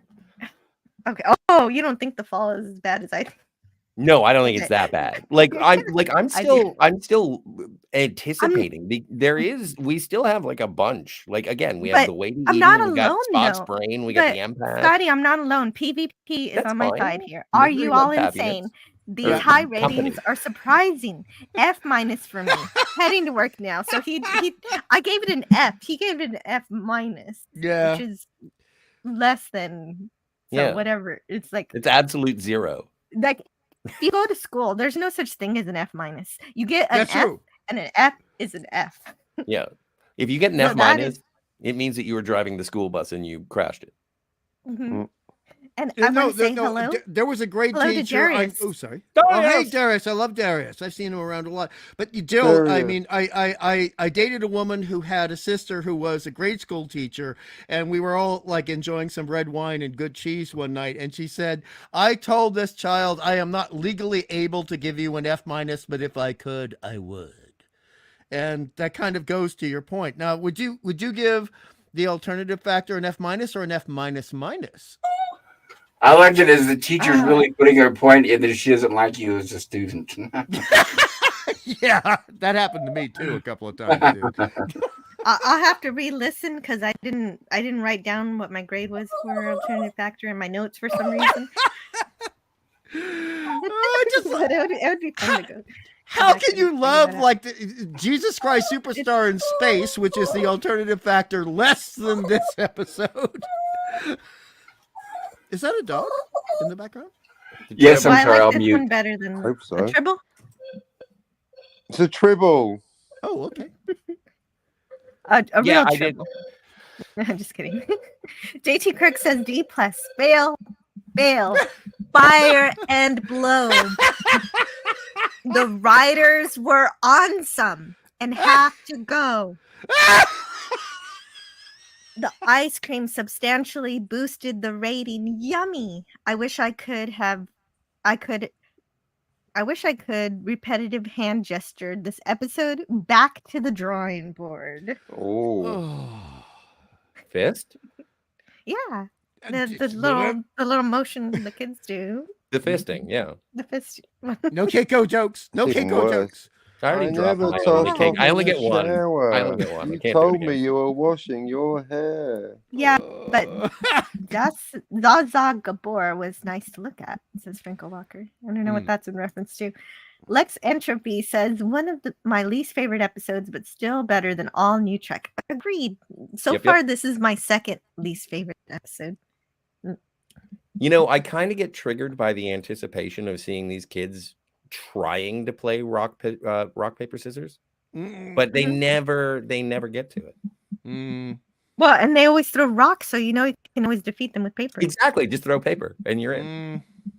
Why didn't Chekhov try that? PvP says one of the few vintage Trek episodes that's almost as bad as. Well, no, I wouldn't say that it's as bad as fake Trek, but PvP does. I come back to this. What did I miss besides Hungry Boys Nuts getting a jilling? Jilling. Jilling. You are now a verb, A Jill. jilling. You're a verb. Captain Finicky made me a verb already. There are many definitions. Don't get Jill. You won't like it. Gorilla says, so Jill's grade is an F. Welcome to the dark side, Jill. Yeah, no, this is my second F for the original series. And have a great day, PvP. Hope you're having a good day. Cheers. Nighty-o, boyo. Don't make fun of the Scooby-Doo. So Kronos rates it lower than I do. He gives it a Z-. Kronos, every time you say Z-, I'm thinking of Wrath of Khan when it's like do Z- 100 kilometers. In terms of the axis, X, Y, A. Z. Oh, X, Y, Z. Oh, right. The Cartesian coordinates You're for talking about three-dimensional. Cartesian? Yeah. Nice. Cartesian. Claude says, and the children shall lead, and Miri should be double featured for people who hate kids. But Claude, wow. I see the converse of that. It's actually attempt to rescue the children and open their eyes to the hardship and the children shall lead. And the same deal with Miri is the fear of growing up. Like both of them are sort of confronting the trials, and Charlie X for that matter. If you want to make it a triple bill, there's 2 hours and 40 minutes. Well, Charlie X wins. You'll never get back. Oh yeah, Charlie X is by far the best of those three. Yeah, I said the word versatility. Franco Walker says, I hate kids, but I hate this episode more. No. Nice, Franco. No, I don't hate kids, though. I don't hate my kids anymore. I love them. Franco. I am a kid. Oh. I used to be a kid. At heart. Now I'm a child. Mentally. I'm childish. True story. Catty bitch. Why does God need a starship? For zooming about. Yeah, Dare I answering the say? question, you chump. Wesley Crusher. This episode needs to repeat a grade. Yeah, you know what? Yes, that would Yes. help. I think. Hold it back. Pass it through Gene Kuhn and Dorothy Fontana, and you'll get something completely different and amazing. Kronos says Z minuses are a thing. Is there laughing gas leak? We're hungry. No, That's there's what just it is. incredibly funny geek people, because I'll tell you, geek people are funnier than anything on SNL for the past 10 years. Yeah. So yeah, everybody here is Yeah, but that's funny. not saying anything. You've just proved my Funny point. with those weird compliments, isn't it? Well, you're better than that crap. Yeah, exactly. Crap. Sorry, you said nothing. It's like when Jill goes, "Well, Captain, you're a better writer than everyone at Bad Robot." That's true, but yeah, you're right. Yeah, thanks, Jill. I'll That's exactly nothing. You're a better writer than Bem. You're better I'll at get your finishing book done, and stories I than can George say R. you're better Martin. than. Yeah, exactly. That. Franco Walker says, I got an F- in maths. Me and the teacher had a good laugh over that. I couldn't be made to understand equations. No, it's Oh, the teacher and sorry. I. Oh no, that's English. Yeah, you're right. It is the teacher and I. But I was. I don't generally grammar check my comments. My math teacher was in love with me. She left a kiss next to every single one of my sums. My math teacher was in love with me, and we multiplied. Oh my! Square root of Todd Parrish 69, says, folks. Literally 8 something. if Lower Decks had a grandfather episode, it would be "And the Children Shall Lead." As long as it's not grandfather paradox, am I right? I don't see the connection. I don't understand it, but I haven't been watching Lower Decks since the beginning of season 2, so. Mm-hmm. I haven't watched it since before season 1. Yeah. Gorilla says, Jill, thanks for the lottery ticket. Well, much success to you, hopefully. Chrono says, now I have to see Wrath of Khan. I never forget the or face. rewatch. I never 'Cause forget the you're- red con. Kronos, you have to. Come on. I think that I would know that you have seen The Wrath of Khan. Well, he wants to see it again. Okay. Me too. Claude Parrish says, I have 3 kids. Trust me, kids suck. Well, they have their challenges, but there are also rewarding aspects as well. If you have a After a certain age, you can send them out for coffee. It's brilliant. Yeah. Well, yes. Are down to the corner store for milk. Yeah, they're good at fetching things. Back in the old days, you could send them out for cigarettes. Come on. Math is annoying, says Math Grandma. is annoying. It's true. I like math, but I think you guys know that. Anyway, don't. This is the power of math, people. I will hate Lower Decks if I want, because they crawled all over Giant Spock, and I will never forgive them for that without even mentioning that's what they were doing.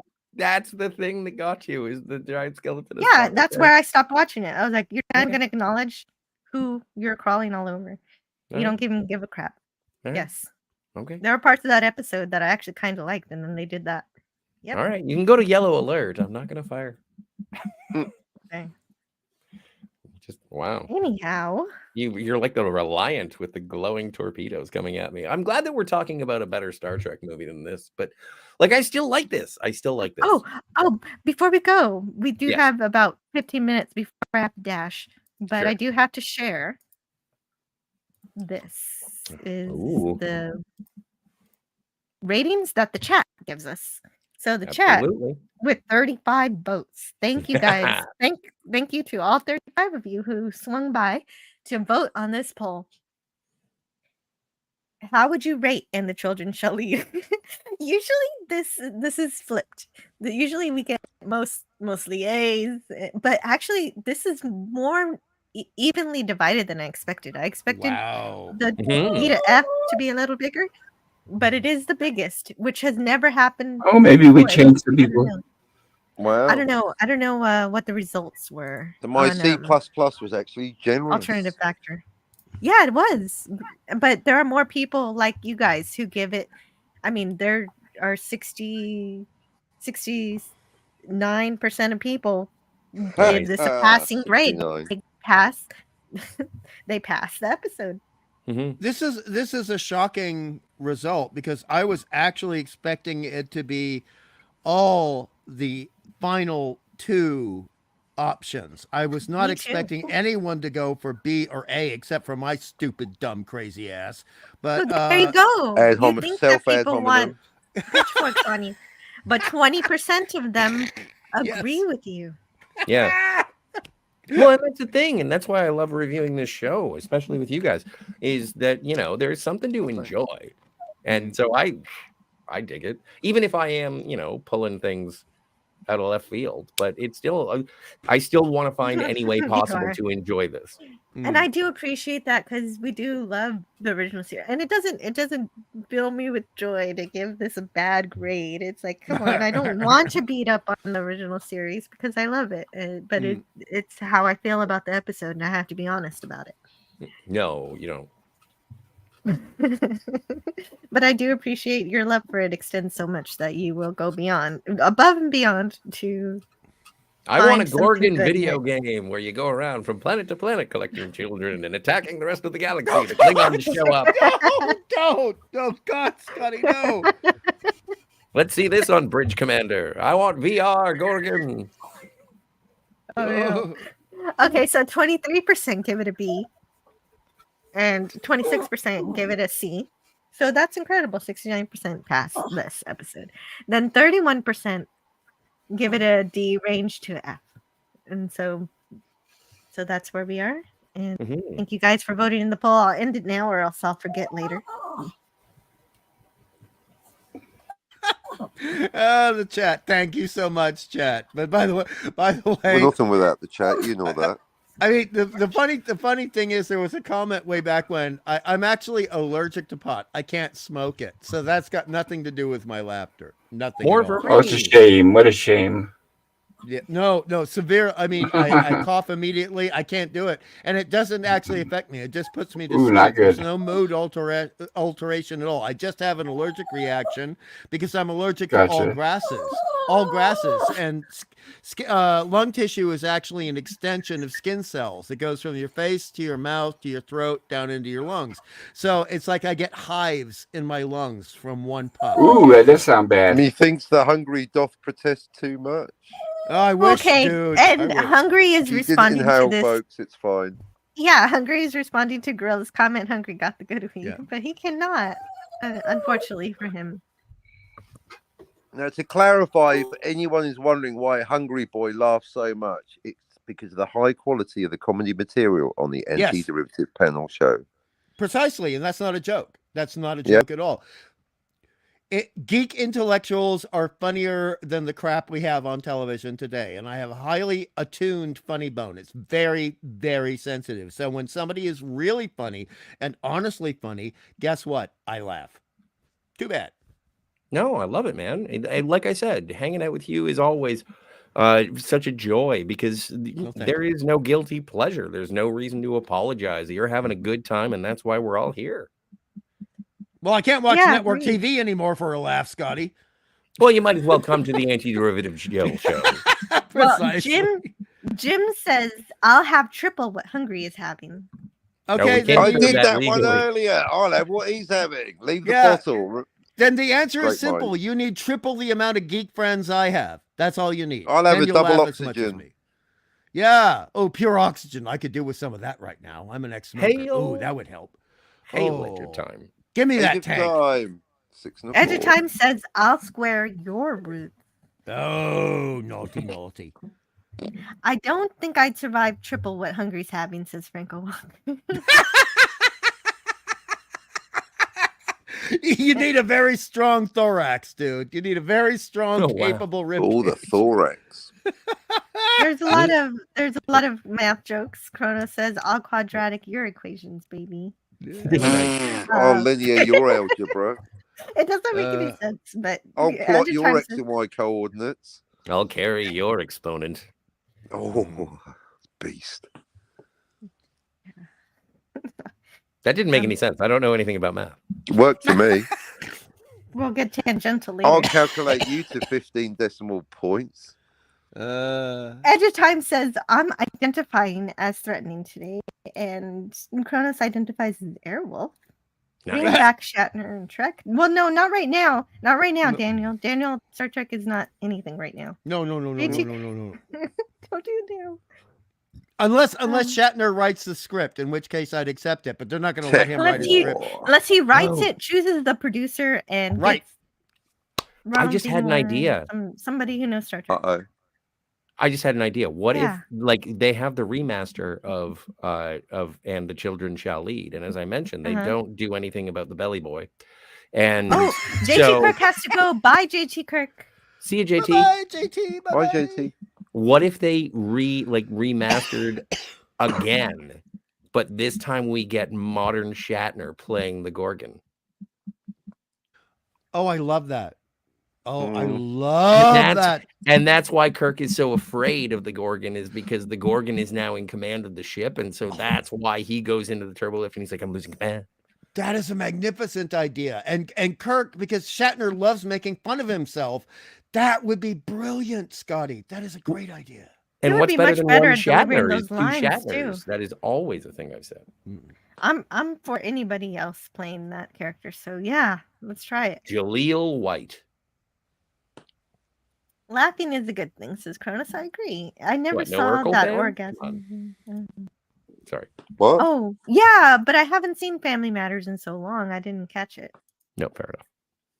Claude Paris says, and that little girl, Q, she sucked too. Trek kids, it's a rule. They suck. I don't know. I thought she was okay, but Are you talking about I Olivia understand. Dabo in Yeah. oh, what is that one? What is that called? It's a Q. It says Q at the beginning. It's obviously a Q. Yeah, it's a Q episode. TNG. It's a Q. She thought she was human, but then she finds out she's not. It's not Q. I think It's not Cupid. It's not Q Who. It's not Tapestry. Anyway. True Q. True True Q. Oh, Q. the Trek reviewer helps us in the chat. He says True Q. Thank you so much, the Trek reviewer. Thank you. Mm-hmm. No point in listing something if I don't know. True Q, baby. I love you. The best you can hope for is to be able to tell them to shut up in front of their mom. Yeah. And then the mom will also tell the child to shut up. I agree. That's how that. No problem there. No problem there. I'll divide your pie to infinity, says Jack Stafford. I love And it. beyond. You guys are amazing. I love you guys. Chat is a Gorn. A star Chat is Gorn. That's an awesome idea, Scotty. I agree. Hard. Yeah, Well, that thank was. you. All we need is money. It was inspired, and William Shatner. Yeah, and William Shatner. Yeah. Well, he's still with us. Come on, every day with Shatner above ground is a good one. I'll make you memorize Definitely. pi to 1,000 places. Ooh. Oh, I didn't play all the clips I had. Oh, here we Oh, go. are we Good, gonna? do Is it. this gonna be like the K-Tel greatest hits? Let's do it. Let's rock it a cappella. K-Tel available now. Columbia House. Must destroy ourselves. Alien upon us. And they're also kind of clipped because they're from the Get Yarn website, since I Nice. didn't put in the time of clipping them myself. But why? Humans You like do this? have an amazing capacity for believing what they What they choose. Evil does seek to maintain power by suppressing the truth. By suppressing the truth. That's what didn't stay in. They are followers. Without followers, evil cannot Cannot spread. Death to you all. And there you go. That's all I got. Was that Mr. Hengist? Death you Death to you all! all. Yourself up. No, it just sounds like Red Jack. Red Jack, Red Jack. It does.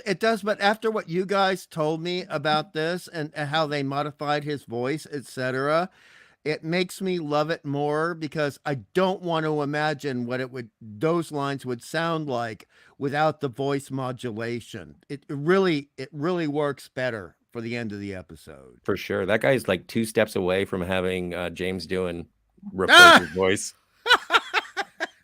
That would have been better. Yeah. Oh, one thing I forgot to mention about the episode. Did you notice the Crystal Drinker accidental Easter egg?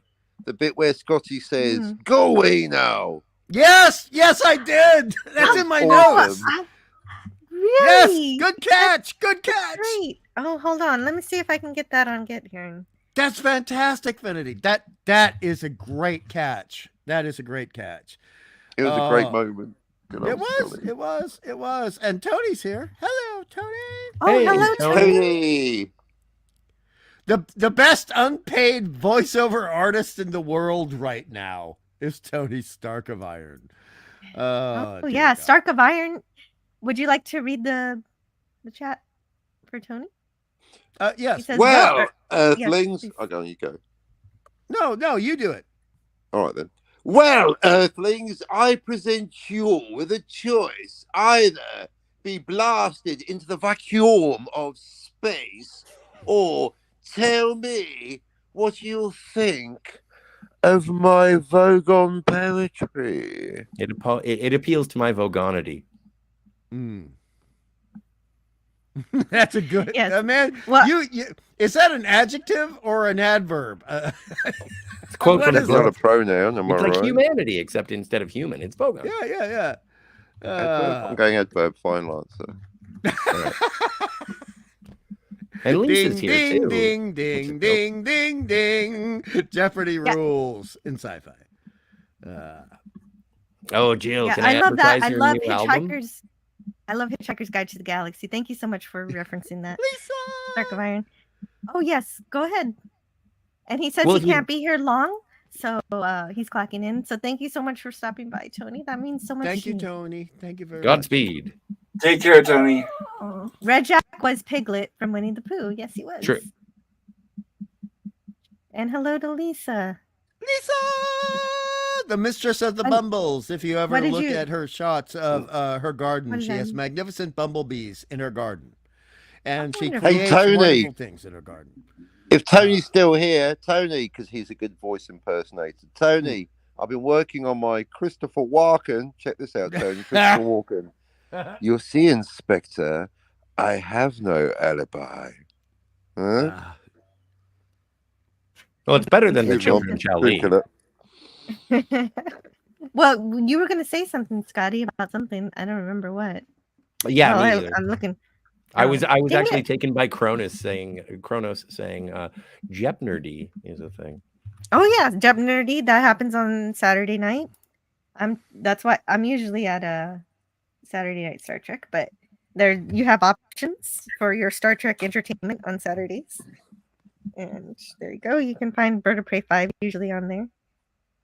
Okay, so here is it. So let's. Here is it. Delightful.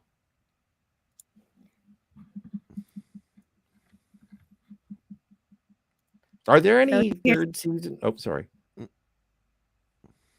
Let me refresh it. Go away now. Go away. Go away now. Go away. Oops. That is hilarious. I give this episode that I was in a D-. Go away now. I don't know why I didn't catch that. Well done, guys. That was not on my notes. Franco Walker says I'm always busy on Saturday. Fire torpedoes at Kronos. Okay, so guys, I'm so glad that you guys came to talk to me about Star Trek. And it was a season 3 episode, but we had an amazing time talking about it. And we're it was an honor, Jill. An honor to, especially this one. Thank you. This was a challenge. This was always going to be a grateful challenge. for any invitation anywhere. Like Thank with you. everything going on in Pleasantly season surprised 3, I you, liked it Rob, better than I thought. yeah, I really enjoy seeing what happens and how and what happens to Star Trek. Why season 3 is considered the least is because of all the all the weird little things that the network is trying to insert into the show that doesn't really belong, but how some people are still trying to make it work. Wait till we get to the ILIC. I can't wait for that blatant merchandising. Mm. Make So it I nice. couldn't be more grateful for you guys being here in the panel and the chat. Could you tell me what My you're pleasure. coming up with? What you're coming up with next? So Scotty, what are you doing? What around on the internet? I'm over on the X. I'm an X-Man. And also on Thursday nights at the Phantasmagorium, we're reviewing the last 2 episodes of season 1 of Fargo. And in anticipation of John Hamm being in season 5. Looking forward to that. And aside from that, I'm just like a hobo. I'm the littlest hobo. I just go from place to place.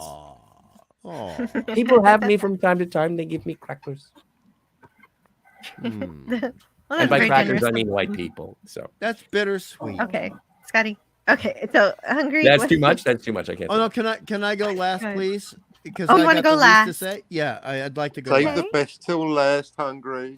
No, not Okay, best. pop culture curator. What's going on? Are you watching something tonight? I believe tonight we are covering the movie Hatchet from 2006. Oh dear And I'm God. currently Nice. sorry about that. And I'm No. currently in the process of changing the format on my Tuesday night streams. I put out a poll. What I'd like to do is I want to pick out 1 week every month for the Hammer movie collection, and some of the Sweet. classics we don't seem to get time for that stuff. Excellent. Or people can vote for more sci-fi if they want to, not necessarily just straight up horror. So I put a few questions in my community tab. So check that out, everybody. Vote if you get the chance. Oh, that's It's good. on Yes, please. on my channel. Great, Please help. great idea. And people should use the community tabs more often when YouTube allows them to have community tabs. Right. So set that's your great. set the alerts up. Turn the alerts on, and I'll have. See what I'm just checking what day. This is Tuesday. Yeah. So horror sci-fi tonight. Gilligan's Island tomorrow, and then we're going to be concluding season 1 of Lost in Space. The classic series coming this Monday. So thank you for having me on tonight, Jill. And it was good to see everybody again, and especially all you guys in the chat. You're welcome. Yeah, everybody make sure to pay attention to Pop Culture Curator's community tab. This is your chance to give your opinion on where he should go next on his Tuesday stream. That is cool. And I'm open And for also- suggestions. Yes. Well, and I want to get to the also- Harryhausen movies. Go ahead. Sorry. Oh, fantastic. I just want to give you some compliments before you go. And also to let people understand the joy they will receive from your channel. Pop Culture Curator understands the old style classics of horror and science fiction. He focuses very much on that. He doesn't mind an exploitation movie from time to time, but he can jump from The Incredible Shrinking Man to Forbidden Planet, and then he can actually jump to like even the horrible Empire of the Ants with Jackie Collins in it, and he does so with aplomb. Yeah, you laugh. We both saw that in the theater. We saw Squirm in the theater when we were kids too. Of course, yeah. and he can just jump. I love it. He can Joan jump. Collins or Jackie Collins? Joan, sorry, Joan. And Joan. he I didn't want to say. but also you know the thing is he admires the pulp magazines and some of the comics as well, so you get a very well-rounded acumen with Pop Culture Curator, but it is a focus on the good old days, if you know what I mean. I'm so sorry, I'm running out of time. Captain Infinity, Sorry. do you have anything you want to share? Oh wow. Yeah, that's Brevity lovely. is the soul of wit. I like a bit of Star Trek, and mainly time travel and parallel universes. But also, I like the toys. Pew pew pew. I like studying the canon. I'm really more and more curious about the canon. So yeah, check out my channel for Star Trek, Star Wars, internal, canonical, transmedia, canonical, verisimilitude, and sometimes plastic toys. Yeah. Thank you. 24 topics at least, as far as I Looks know. nice. That's awesome, man. Yeah, it looks really cool. So, Yeah, all the you know, topics, all the hot topics. Transporters, are they glorified self-deletion? Not now. I got ghost banned by YouTube 3 years ago by making fun of Batwoman on CW. So I don't promote my channel at all. But I'm basically here to seriously. But I made fun of Berlanti at CW for wiping his nose in that certain 80s New York way. Captain Finity knows what I mean. And 1880s. yeah. But so I'm only here to be a guest on other people's streams, and occasionally I make a video on my own channel, but I'm here to support Jill and everyone else who has something funny and geeky to say. And that's me. And I'm done. Thank you, sir. Yeah, that's Thank what you. I'm here for too, is to talk about our favorite franchises, whether it's old or new, although typically it tends to be a little older, but I'd be excited to see new stuff if it ever As a rule was of thumb, if it's new, it's shite. So yeah, unfortunately true, but we can find exceptions now and then, hopefully. And so that's what my channel is mostly about, and I hope you guys will come by next time. This Friday, unfortunately, I'm not going to have a show on Friday because I'm going to be doing a very special collaboration with Cinema Gulp, and I know my brain is just going to be consumed with Lord of the Rings, and so I'm going to be doing a Lord of the Rings Return of the King. Oh yeah, I'm going to be on that. Fly, you fools! Yeah. Spoilers: The King returns. What? Right, Sorry. Aragorn. Anyway, we're going to talk about Aragorn and all of his Here things, today, and all of his Aragorn hobbits, tomorrow. and who's going to bow, who should bow, who shouldn't bow, and it's going to be so fun. But I'm excited for that, and it'll release. So it's going to be an edited video, so it'll release sometime in December, and that's why I won't have a show on Friday. So, Worthy sacrifice, Jill. Worthy sacrifice. I think so. And then next Tuesday, we're going to have another wonderful episode called Spock's Brain. Yes. Oh God. Yay! Come on. I'm so looking forward to that. It's gonna be dope. It's gonna be exciting. awesome. Yes. So I'm gonna play you out with that trailer, and I'll talk to you guys next time. Have a lovely Radio. Tuesday. Oh, remember, go check out Bird of Prey 5. If you're a member of the Bird of Prey 5 channel, he has a member stream right now. Check it out. Do it now. Bye-bye. Or around. Bye, everybody. Get to the bird of prey. Yes, Bye-bye. bye everybody. Thank you everyone who was here. I appreciate the Trek reviewer, Franco Walker, everybody. Oh, I shouldn't have started shouting out because that would take like 15 minutes, and I don't have that time. But I love all of you, and I'm so glad you're here. And I'll see you guys next time. Take care, everyone. Much love to you all. Thank you. No. Thank you, Hugs Jill and and panel. misses. Sorry I was late. Well, yes, and goodbye.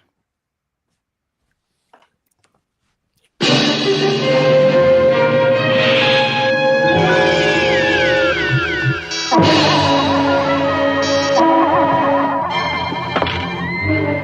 got him on complete life support. Was he dead? Jim. Come on, Bones. What's the mystery? His brain is gone. What have you done with Spock's brain? Brain and brain. What is brain?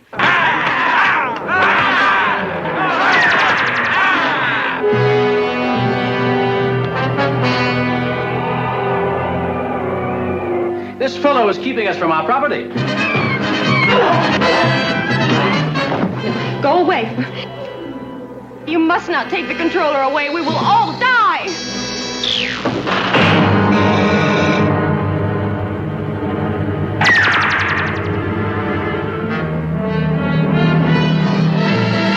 Nerves, there are a million of them. What am I supposed to do? I can't remember. He's dying and I can't stop it.